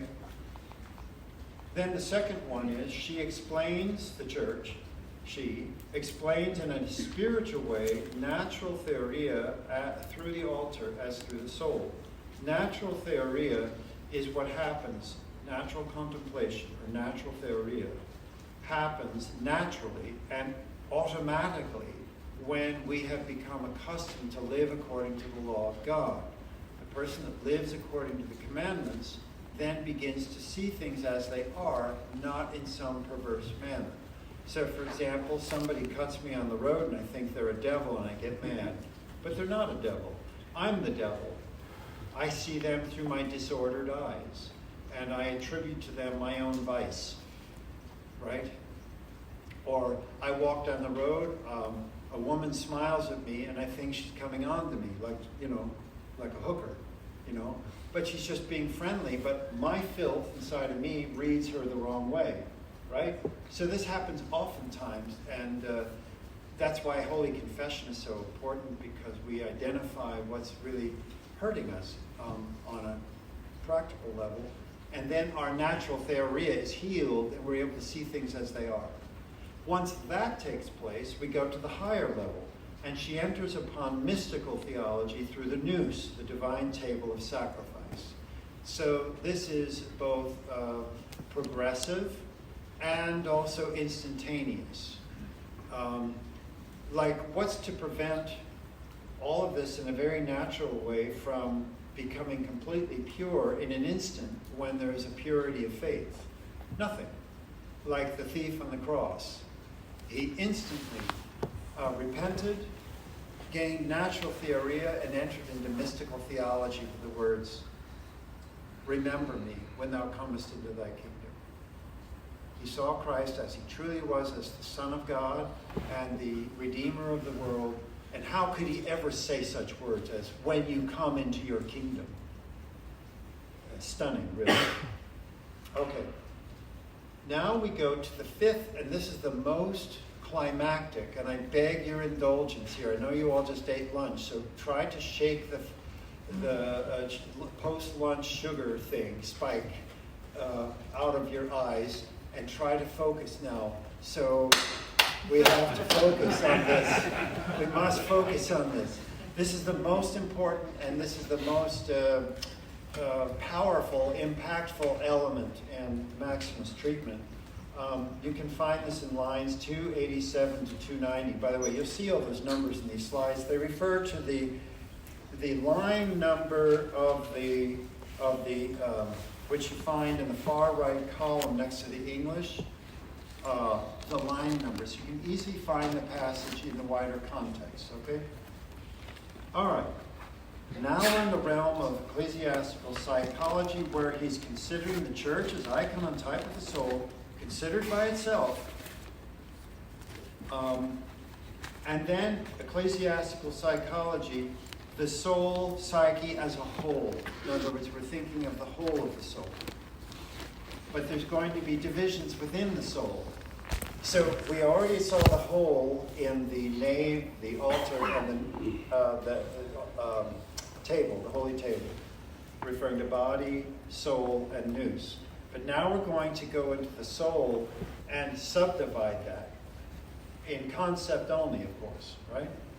The Blessed Geron said that the soul as a whole consisted of an intellecting, that's a noetic, in Greek noeros, and an animating power, or zotikos. So the soul has an intellecting power and an animating power. Now, the intellecting power moves by its own self-determination according to its wish. So you could say that the will, or the free will, is attached to the noetic faculty. And the animating power remains as it is without the faculty of choice. So the part of my soul that runs my body, that keeps the heart beating, that makes me breathe, what we call the autonomous nervous system, which is the physical, that's the string that's attached to the animating power of the soul. It's plugged into that. Of course, that's all invisible, and we just have this mystery of the animating power of the soul working, right? What's making that autonomous nervous system doing what it does? It's digesting food. Oh, it's taking care of my lunch right now, and it's putting me into my afternoon nap, right? So that's all automatic. It has no choice. I have to deliberately interrupt certain features of it, but I can't stop my digestion. I have no power over that. I can hold my breath. I can't stop my heartbeat. But then after a while, it gets so insistent that it forces me to take a breath, that kind of thing. So we're only talking animating power. That's without choice. It's just running my body. And we have that in common with the other animals. All the animals have an animating power. Their soul has only an animating power to it.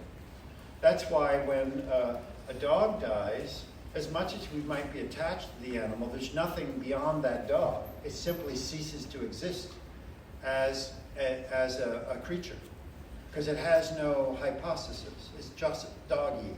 It's just part of the dogginess of the universe, of the class of creatures called dog, right? When it goes away, there's nothing left. It's just the animating power. Whereas the human soul has both an animating and an intellecting power, and the intellecting power has will attached to it. Okay, yeah.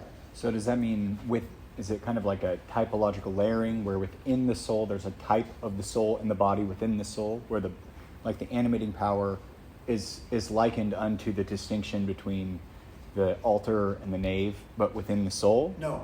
Okay, no. No, it's much simpler than that. Yes. So forget which saint said a dog is better than I am, for it has love and does not. I'm saying, say that? I forget which saint said it, but he says, a dog is better than I am because it has love and does not judge, or I forget the exact quote. Could you attach having love to either an No, you cannot. And the saint is speaking about how natural creatures conform to their nature as creatures far better than we do because of our hardened hearts. It's a rebuke. It's like Balaam's ass.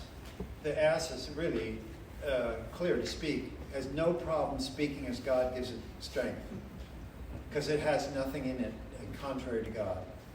That's why it was such a slap in the face for the prophet who didn't want to listen. Right. You had a hand. Yes. Okay.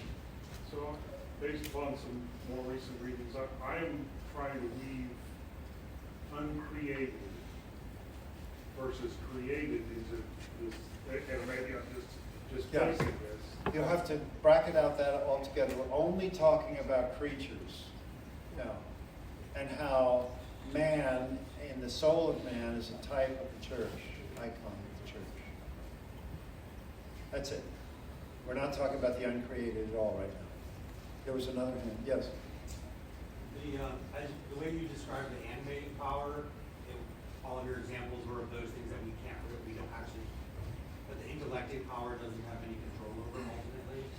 But would it also include appetites that always happen, even though we can choose not to exercise them? Like That's right. Eating and drinking, sex. So for the animals, they follow their appetites. It's part of their instinct for survival and reproduction and the rest. For us, we have the same drives, but they are subject to the intellecting power that can interfere and say, no, don't eat right now. And the incentive for the passions, would they? And that's what we're going to get with in just a moment. We'll get to that in a second. Now, the intellecting power moves by its own self-determination. That's where the will is, self-determination. The word exousiastikos means according to its law, okay? According to its wish. And the animating power remains as it is without the faculty of choice. That is, apart from that. The animating power has no will. It just functions, okay? All right, so now we're still in the fifth theoria, and we're now considering the intellecting faculty by itself.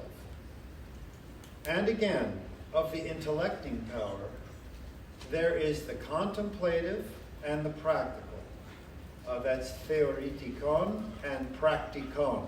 Okay, that's I have it in bold print in the Greek on the left side as you look up there. He said that the contemplative faculty is called nous. We say mind, but we mean the mind as intellection. I think the Philokalia is published by Ware, Palmer, and the rest, from Oxford. That's the choice of words they use when they refer to nous. They say intellection, or the intellect. Okay, we don't mean somebody's really smart. We mean somebody that's active at that level of their being. The nous, or mind, and the practical, reason, or logos. So the practical comes from reason, and that's logos. So we have nous and logos. The nous is the faculty of motion, of the power of intellection, and the reason exists as the faculty of watching the nous and governing the animating power of the soul. So let's put some flesh on that. So the nous is always moving, it's mobile, it's supple, it's always roaming, always seeking the proper object of its vision. And it informs the reason, and the reason calculates from that how the animating power should work. So it'll say, okay, the nous roams and it sees some beauty. It informs the reason, and the reason tells the body to bow down and worship, like divine beauty, right? So when Moses saw the burning bush, he said, what is this strange wonder? That's a noetic. He sees it. He's not just gazing at the fire, but seeing beyond that there's something very special here. Let's go aside and see what this is. That's his reason talking. So he approaches, and then the voice says, take off your feet, for you're on holy ground. You follow me? Okay. The nous is the faculty of motion. The reason exists as the faculty of watching the nous and governing the animating power of the soul. So the nous, or mind, is and is called wisdom when it guards itself in every way unchanged in its movements toward God. So now we're talking about the nous acting according to its created nature. It's roaming, always looking for what? It's looking for the object of its love, God. Think of the Song of Solomon. Origen of Alexandria developed this in very great detail because he really loved this. And he passed on this tradition to the Holy Fathers of the Church because he loved the Bible. And we excuse certain errors at this point, which he did not bring into that thing. So his commentary on the Song of Songs is really quite classic in our tradition. And many fathers love to dwell on this. So just as the lover approaches the beloved, God is seeking us, then we noetically seek him. We look for him. And we go out from our chamber, we open the door to go out into the marketplace, and it says, have you seen my beloved? We're always looking for him, everywhere, and we're restless. Augustine mentioned this in the opening line of the Confessions. Our heart is restless till it rests in thee. And this searching, this roving to and fro, and this leading to a repose of communion and love with our Maker is what the noetic faculty is doing. And when it's doing that, it's called wisdom, which, when it guards itself in every way unchanged in its movement towards God. Okay, that's the noetic faculty. Now let's look at the reason, the logos faculty.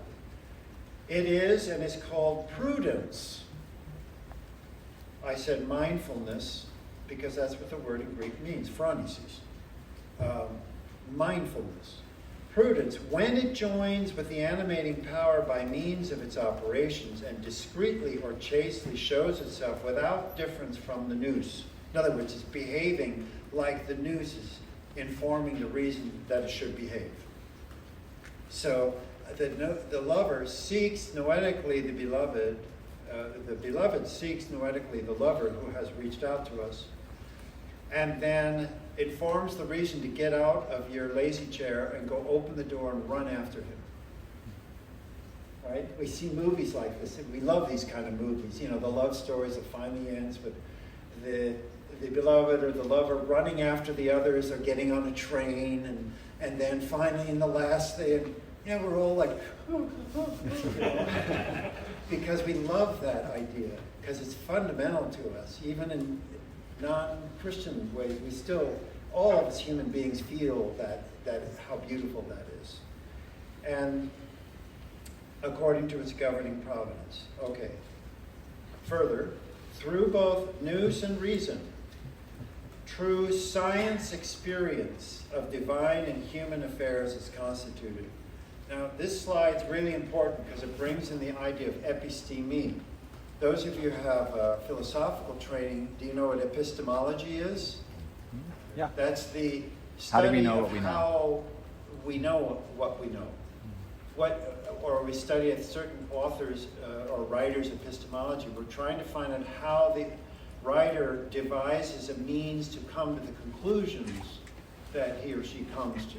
That's called epistemology. Well, episteme is the knowledge we gain from experience. What we call in Latin scientia, or science. Science is different than gnosis.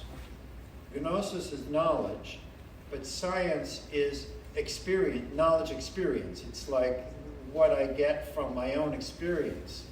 Like I have episteme about missed hammer blows because I hit my finger and it hurts like the dickens.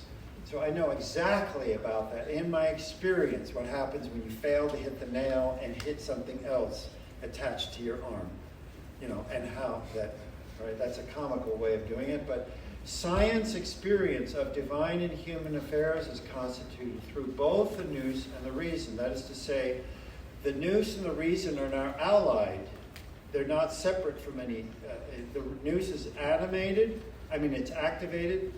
The nous is the reason is informed, and there's a concord within the intellecting power of the soul, which has no problem informing the animating power how to act.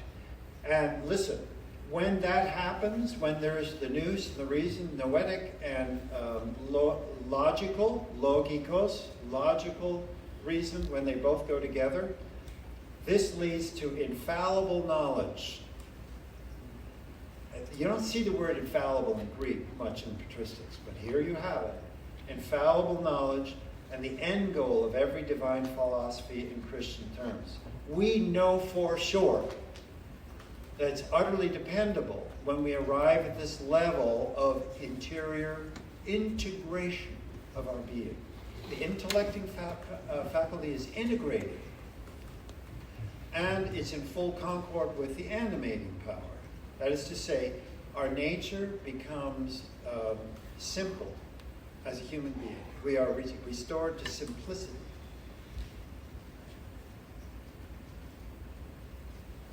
We're still on this point, so I don't want to stop for the Q&A quite yet. In detail, he said that the noetic faculty of the soul is the nous. Then wisdom. We already had that a few slides back, right? The nous aimed towards God is wisdom. Then theoria, contemplation. Then knowledge, that's gnosis. And then unceasing knowledge, that's alistos gnosis. Alistos gnosis, that means unending knowledge. So it's not only knowledge of creatures, but knowledge of the uncreated. And the end of these is truth. So we can put this like this.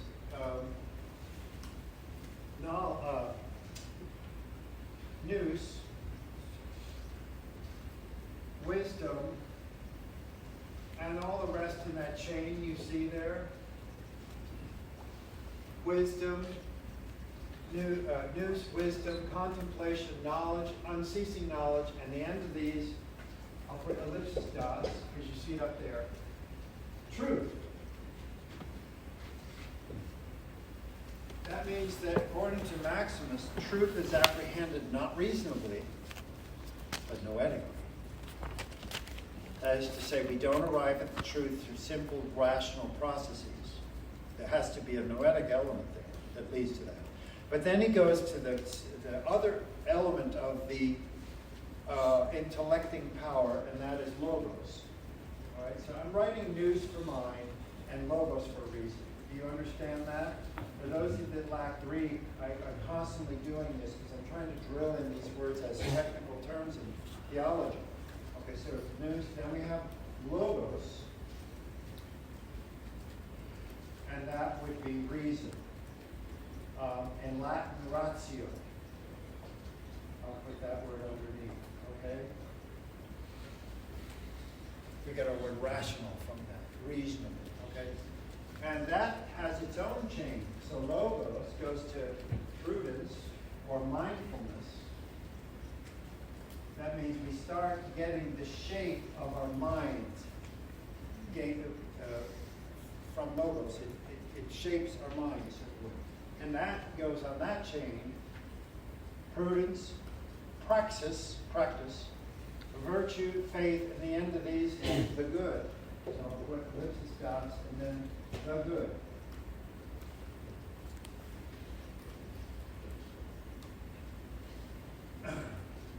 Which indicates the divine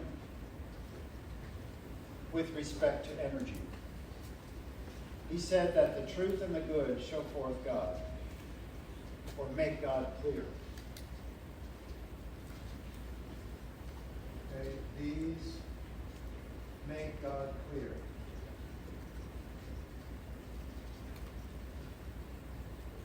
All right. Now, if you add them up, we have soul, nous, wisdom, contemplation, knowledge, unceasing knowledge. There's 5 elements, right? For the noetic faculty, 5 elements. Now go to the reasonable one. We have reasoning. We have logos, prudence, practice, virtue, and faith. 5 elements. So you have a pentad on one and a pentad on the other, okay? Then the truth and the, they both lead to their respective ends. Truth and the good, and those make God clear. So now the next slide will make sense. The syzygies. Okay, so the linking of nous and reason. That is, now we're going to link these two. We're linking them all across that pattern. Now we're linking them up and down, not running the series across. So we link them up and down like that, and we get the first syzygy, intellection and reason. That's nous and logos.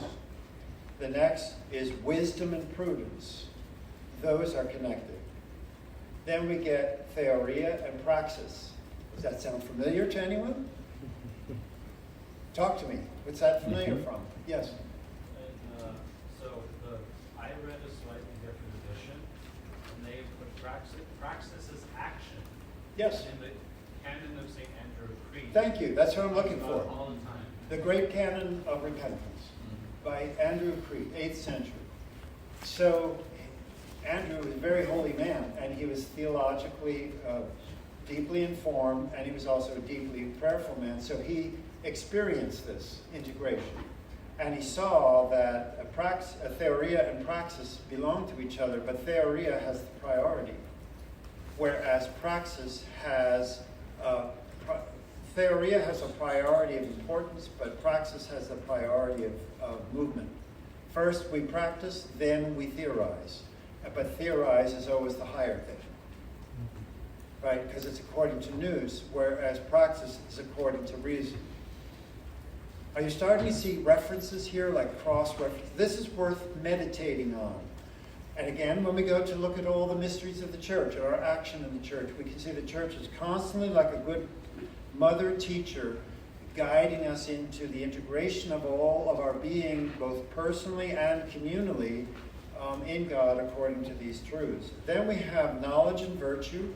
That would be a pairing, a syzygy. And then we have ceaseless knowledge and faith. Notice that faith is a kind of knowledge that never ends. It's related to that. And the syzygy, which indicates the divine, this is a syzygy right here. The truth and the good. Right? That indicates the divine. Okay. You know that if you look up syzygy, it's the last word in the S thing in the dictionary. Just before you get to T, right? For obvious reasons. But it's a biological term. A syzygy is a mating or a pairing.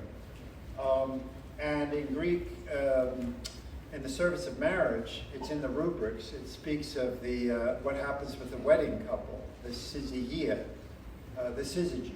That's the man and the woman that are about to be syzygized, like yoked. It means a yoking or a pairing. Okay. So now we're coming. We only have a few more slides and we're done. Okay. Now we have a 5 and a 5. 5 and a 5, that's 10.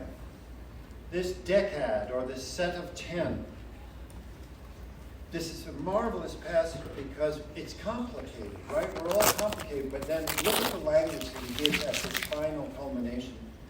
The decad draws me back to him, to Jesus,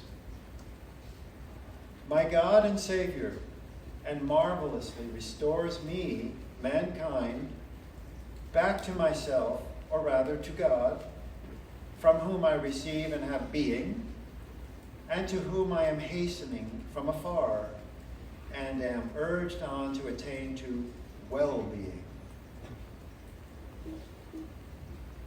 which the one capable of knowing clearly from ready experience what is the proper dignity, how what is made according to the image is given back to the image, how the archetype is honored, and what the power of the mystery of our salvation is. That's awesome.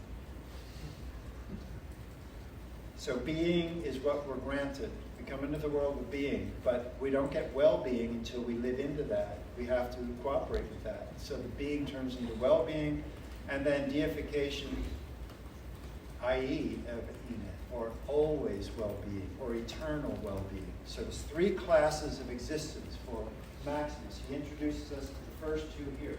So we have being, that's eneth. It's this Greek word right here. I do this because I really want more people to study Greek. So it's right here. Let's see, eneth. No, here, eneth. Eneth. Okay? Then the next class is well-being. Evine.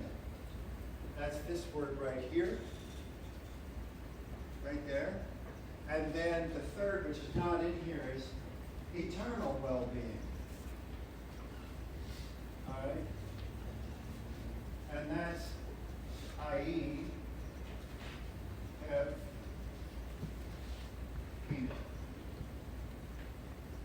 right? So, eternal well-being. That shows up in his Centuries on Charity and some of his other writings. Okay. Still on the 5th theoria, the church is icon and type of the soul by itself. Here we have divine grace and the human ascesis, which leads us to theosis. I would like to point out the very last word of this slide is the word theosis. Let's tie all that together. When every soul is able, through the grace of the Holy Spirit and his own love of struggle and diligence, to make of the soul decad into a monad, that means all the parts are integrated into the unity. Then the soul itself shall be unified with the true, the good, the one and only God. And in return for these, she receives what produces this simplicity, namely theosis.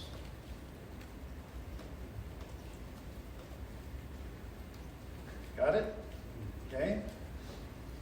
Through these things, that is, the progress of the nous and the logos, mind and reason, scientific knowledge of the divine is gathered by integration from the union of these things with one another. Wisdom to theoria, etc. All the syzygies are, they're crossed like this into a unity, and they're also lined up like this into a unity, which all collapses everything into the simplicity of the complex beauty of our composite but unified nature.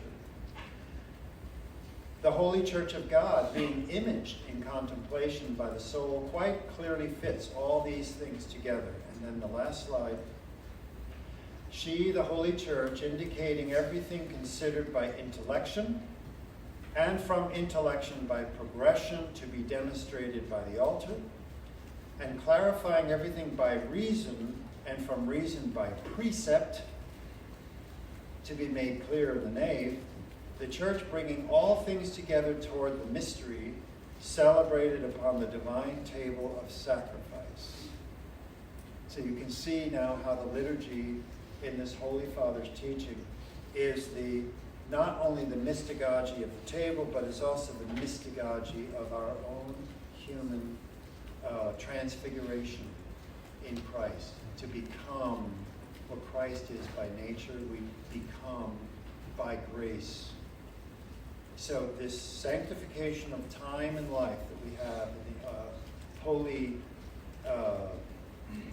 theological praxis that we have in the church, those things are constantly tied together. So when I'm living the typicon of the church, it's not just a bunch of dead rubrics to be mechanically worked out, but it's actually the obedient referencing of my reason to the noetic power of transfiguring grace in the life of the church. In other words, things are constantly interwoven for us.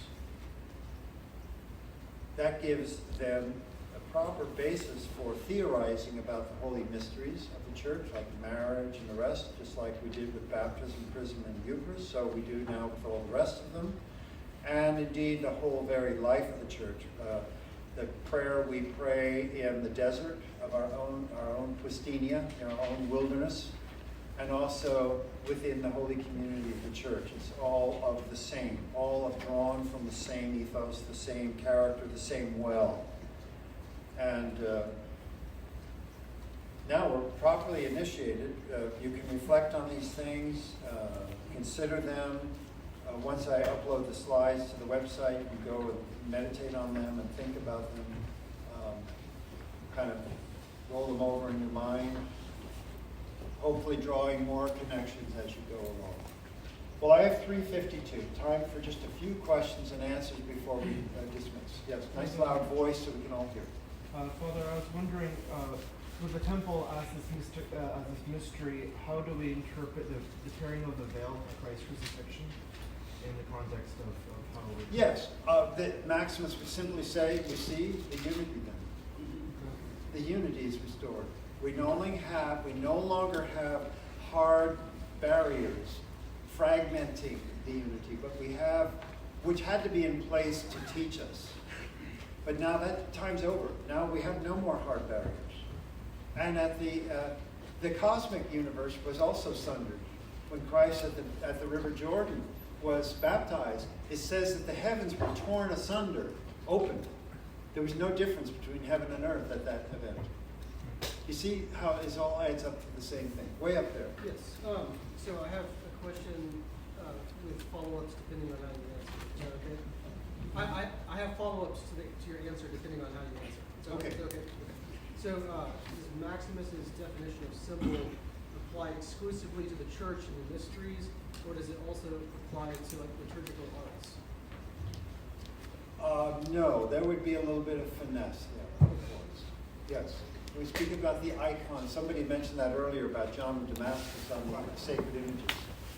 No, we can't go that far. Okay. Yeah. Yes, way up there. The working through this is premised on the idea that the Logos is governing the animating power. Yes. Does St. Maximus assume the Logos is always effective at governing the animating power? No, because the free will, the noetic will, can like when it's misused, it leaves the reason in a kind of a quandary, and we wind up doing things according to the animal nature in a disordered way. All right, so I have an animal passion to have a woman to make more human beings. It's an animal passion. and the church contains it and guides it and blesses marriage, right? But if it's out of control and the conscience condemns us, right? We're spiritually disordered, even though the animating power, all by itself, considered by itself, that's why the beasts, we don't blame them for doing their animal thing. That's what they do, right? They're fulfilling their animal nature by doing that. But we humans are not animals anymore. I mean, or merely. We have that part of our nature, but we are also noetic creatures, and therefore we have free will, and the exercise of that free will illumines the reason, which in turn governs the animating power. That's what Maximus' point here is. So what he's describing is once that's been effective. Yes, remember, you have to always remember that Maximus is interested in always expressing the unity. And so he takes all the disparate parts and always relates them to each other so that, remember, he's constantly reminding us. Remember, in the end, it's just one church. And so we have one anthropos as well, one human. And actually, he sees himself as representative of the whole human race. Did you see that in that slide toward the end? He says, so I go back to God. That is to say, man goes back to God. That is, I go back to God. You see, so it's a really fascinating kind of integration of everything that takes place. Yes? I'm just going back to the previous question, or if intellection is associated or demonstrated at the altar and reason is demonstrated by the nave, then isn't it true, or wouldn't then all those qualities that are in the one deck, or the one, like either side, be associated with altar and nave? No. These are, like at least typologically? Meditate on the slides. Keep in mind that he does not distinguish the altar and the nave functionally. Would they be considers unified? them energized by the common liturgical action. So the same thing would go for the syzygies. The same thing would go for body and soul. We don't break up the human fragmentation into, well, the soul does this, the body does that. Yeah. But they're associated with either, right? Or yeah, this is an association. Yeah. You saw it in the language. Yeah. It reminds me of the reference you made earlier of the marriage between the man and the woman. It seems to me, I don't know if they've made the Father speak to me, it seems that the altar he's is the largely altar is sanctuary and just table. energies, and the nave, I would the body, usually think about the altar saying, and the table is everything's unified, I think. No, that will not work. You go too far with that distinction. You have to be restrained in your reading of Maximus. You can't just draw those kinds of conclusions. It'll spin rapidly out of control. Next thing you know, we'll have the Ahas heresy.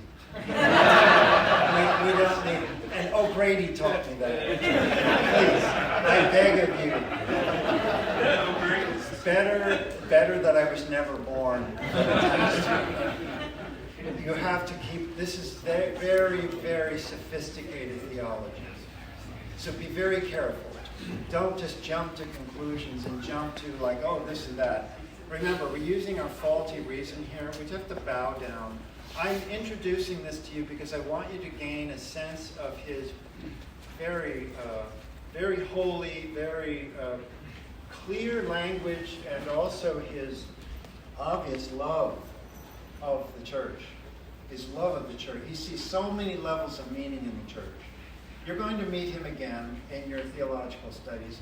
Maybe for some of you, this is the first time you're reading him. If you really want more, I would take you out of this material and send you to the Centuries on Love. The 4 centuries on love.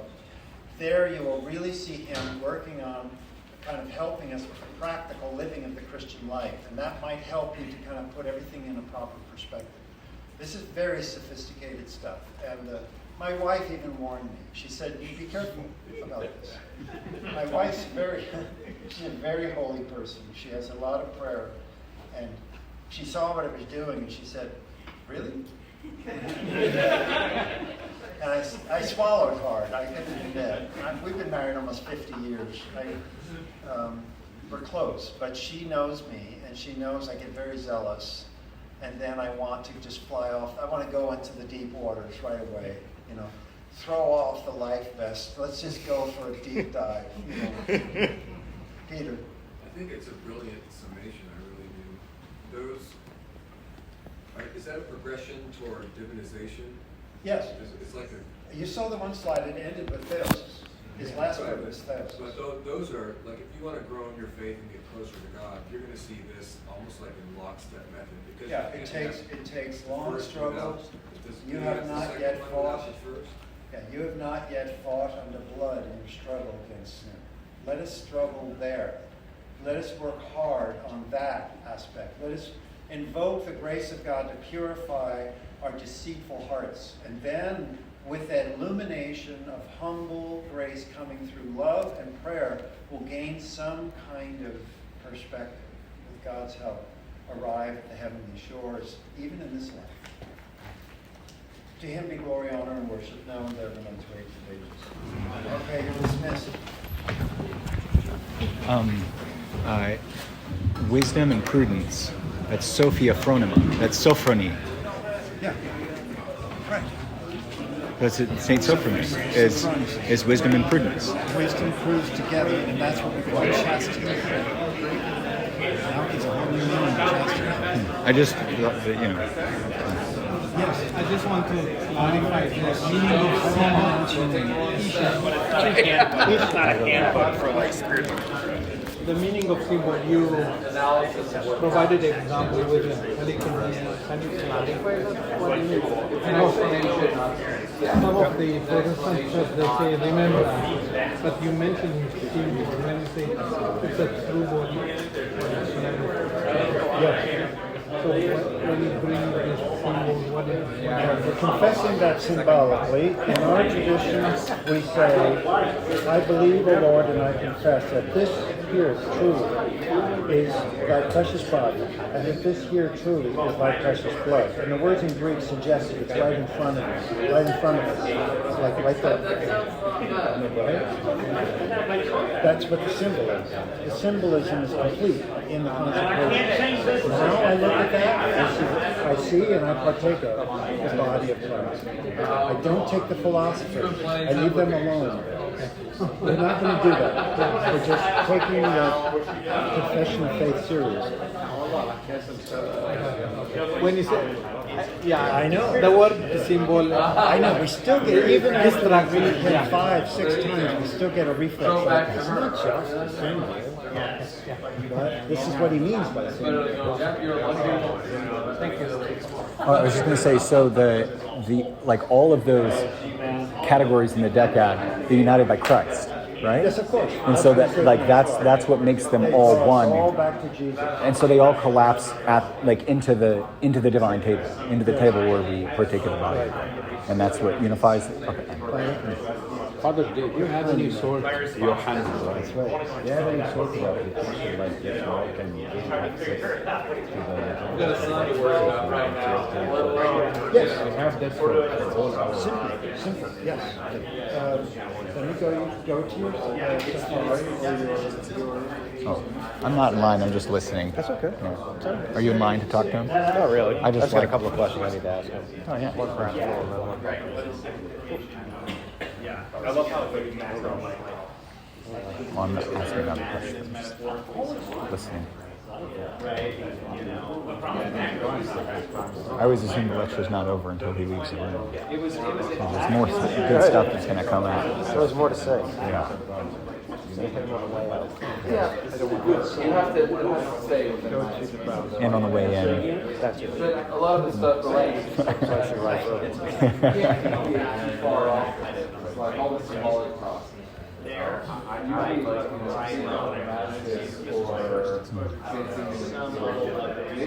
knowing the Greek helps pretty good. So they fought it. It's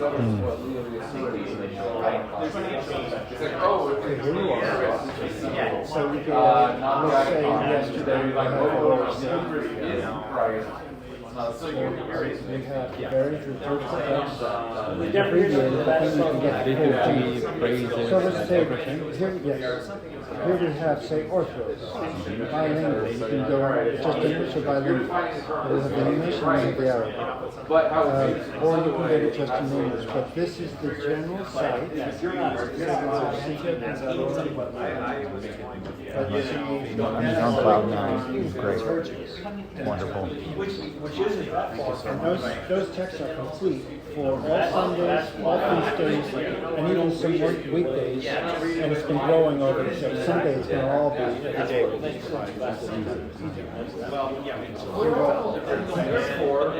I'm looking forward to your questions. The Old Testament is so they can see the shadow of the truth. And now in the New Testament we're looking forward to that. This is new to me. I'm going to have to I'm going to have to write that down because I always thought that it was oriented just like the church. Yeah, the church is looking to the east, but the tabernacle and the temple is looking to the west. Meaning like God is looking to the west at the people, like they're facing one another. No, that's like in the Old Testament. Okay, so sorry. if that's true, that will explain why the Roman Catholics make their churches the way they do. Yeah, maybe They do the same thing. Yeah, but I read in a recent. I'm gonna have to study the scriptural passage. Yeah, it is not mentioned actually in the passage, but I think let me study it, and I tell you what I'll do. I'll post something on the dashboard. I'll look it up. Thank you for calling it to my attention. I need to look at the biblical text. If you find any drawings on the internet for the tabernacle, yeah, this is And here's Numbers 3. The families of the Gershonites shall pitch behind the tabernacle westward. Wow. Yeah. And Judah and Issachar are in the east. I know, it's crazy. And that picture shows the Gershonites behind the tabernacle on the west side. I'm going to have to study this. I know, it's crazy. I've always thought it was... Well, why do we face these? Yeah. I've always thought that. Yeah. I know that they face into the In the picture, you've got Judah here. Yeah. On the That's east the side. gate. On Yeah, the east side, in the coming gate, in, yeah. facing west, towards the Holy of Holies, with the Gershonites behind the tabernacle. Wow. I'm astounded too. I mean, I've taught this for years. I've taught it since I was a Protestant. Well, why do we face these? Where did we get that from? Why do the Orthodox face these?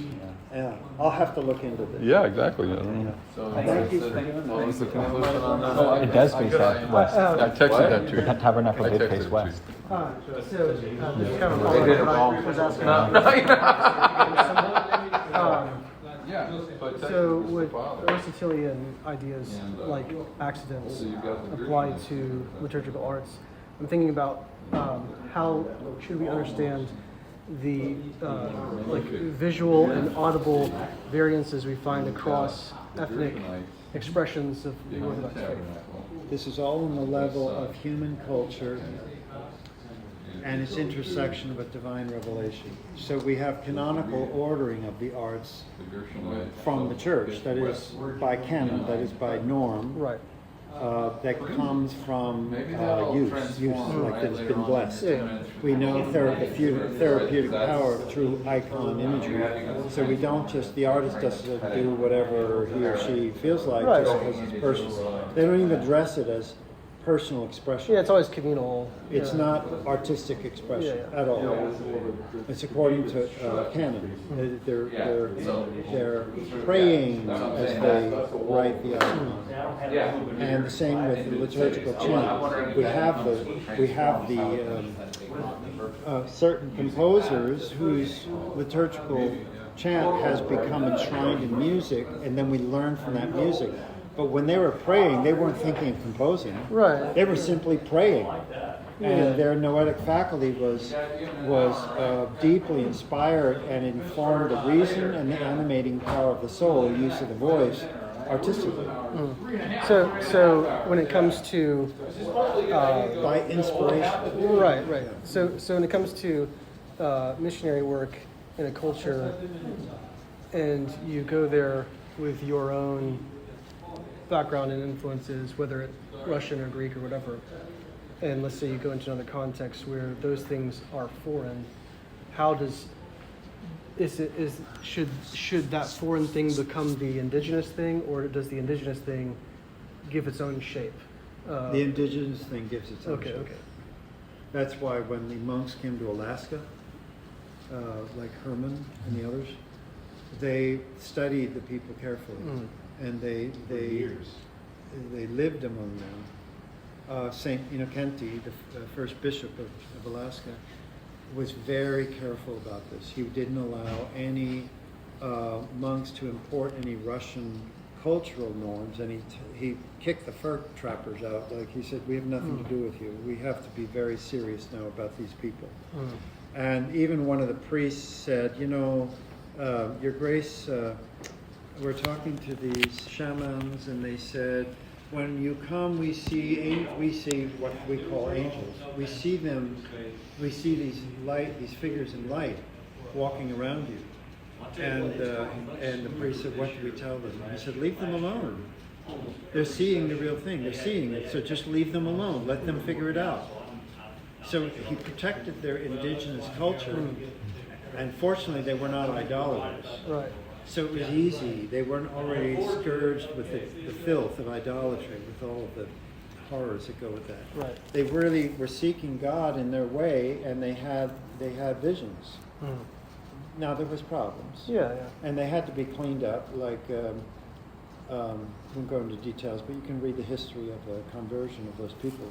So as a result, they consider the Orthodox as their native religion. To this day, the natives in Alaska. It's the fulfillment of what they had experienced prior. Therefore, it's their native religion, not something imposed from without. Okay. Thank you. Good to see you, Sarah. Yeah, you too, Father. So I took this class last fall. Okay. But because I was in Residency 1, I didn't get to take this class. I see. So I don't know if there's an answer for this, but I'm very concrete in thinking. I have an engineer's mind. So I had a terrible time with the Khariton, the Art of Prayer. In understanding what he was getting at. It just seemed like it was so far over my head. And I felt really bad about it. But, and going through the ecclesiastical mystagogy, I love this stuff, but I don't know how to change my mind to be able to connect with what he's saying. I mean, you explaining to me, it sets my heart aflame, but I don't get that same fire, me trying to read the same way. I understand. That's why it did this. Because it needs that. It needs a lot of help because precisely of your training. You're trained with a very strong rationalistic approach to things and drawing conclusions from data, from like observable data, and nothing is hypothetical. It's all according to kind of how things work. So this is an exercise at a level of being that is completely other than that. So that's why you're feeling a little bit of dizziness there. Does it mean I should strive harder? So I would like to go back to the Art of Prayer and go through it again. And try to get a.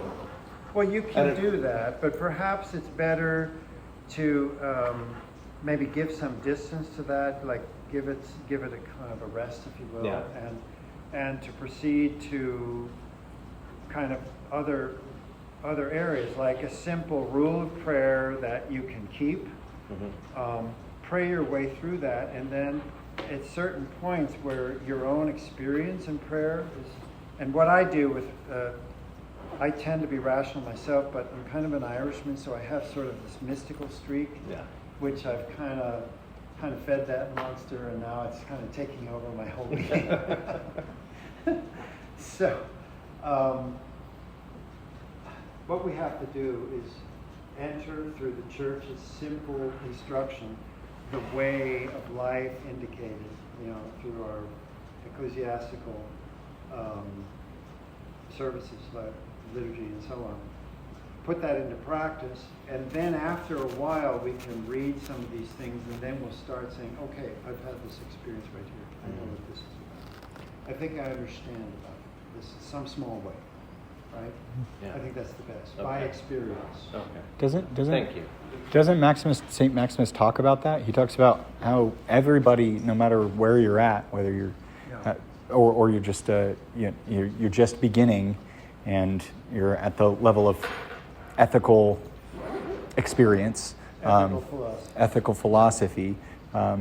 You all, like everyone belongs in church because everyone represents an aspect of humanity that Christ came to unite himself to. I'm always encouraging people, just come to the services. Just come and just be there. Learn to calm down. Be quiet. Don't be so social minded. Like, turn your attention to God and be quiet and listen and focus on the holy things. And for women with little children, just give it a little time. Take your child out, circulate a little bit, give a little baby to your dad, and then you can be quiet for a little bit. In other words, swap it out, like you all take turns. Just get a little bit of silence, a little bit of quietness, and then this practice of silence, which I think Metropolitan Anthony has made such a beautiful case for in his prayer, in his book Beginning to Pray. He talks about the power of his silence. That's a very wonderful practice. Thank you. All right. Ready. Okay, let me turn that off. Thank you.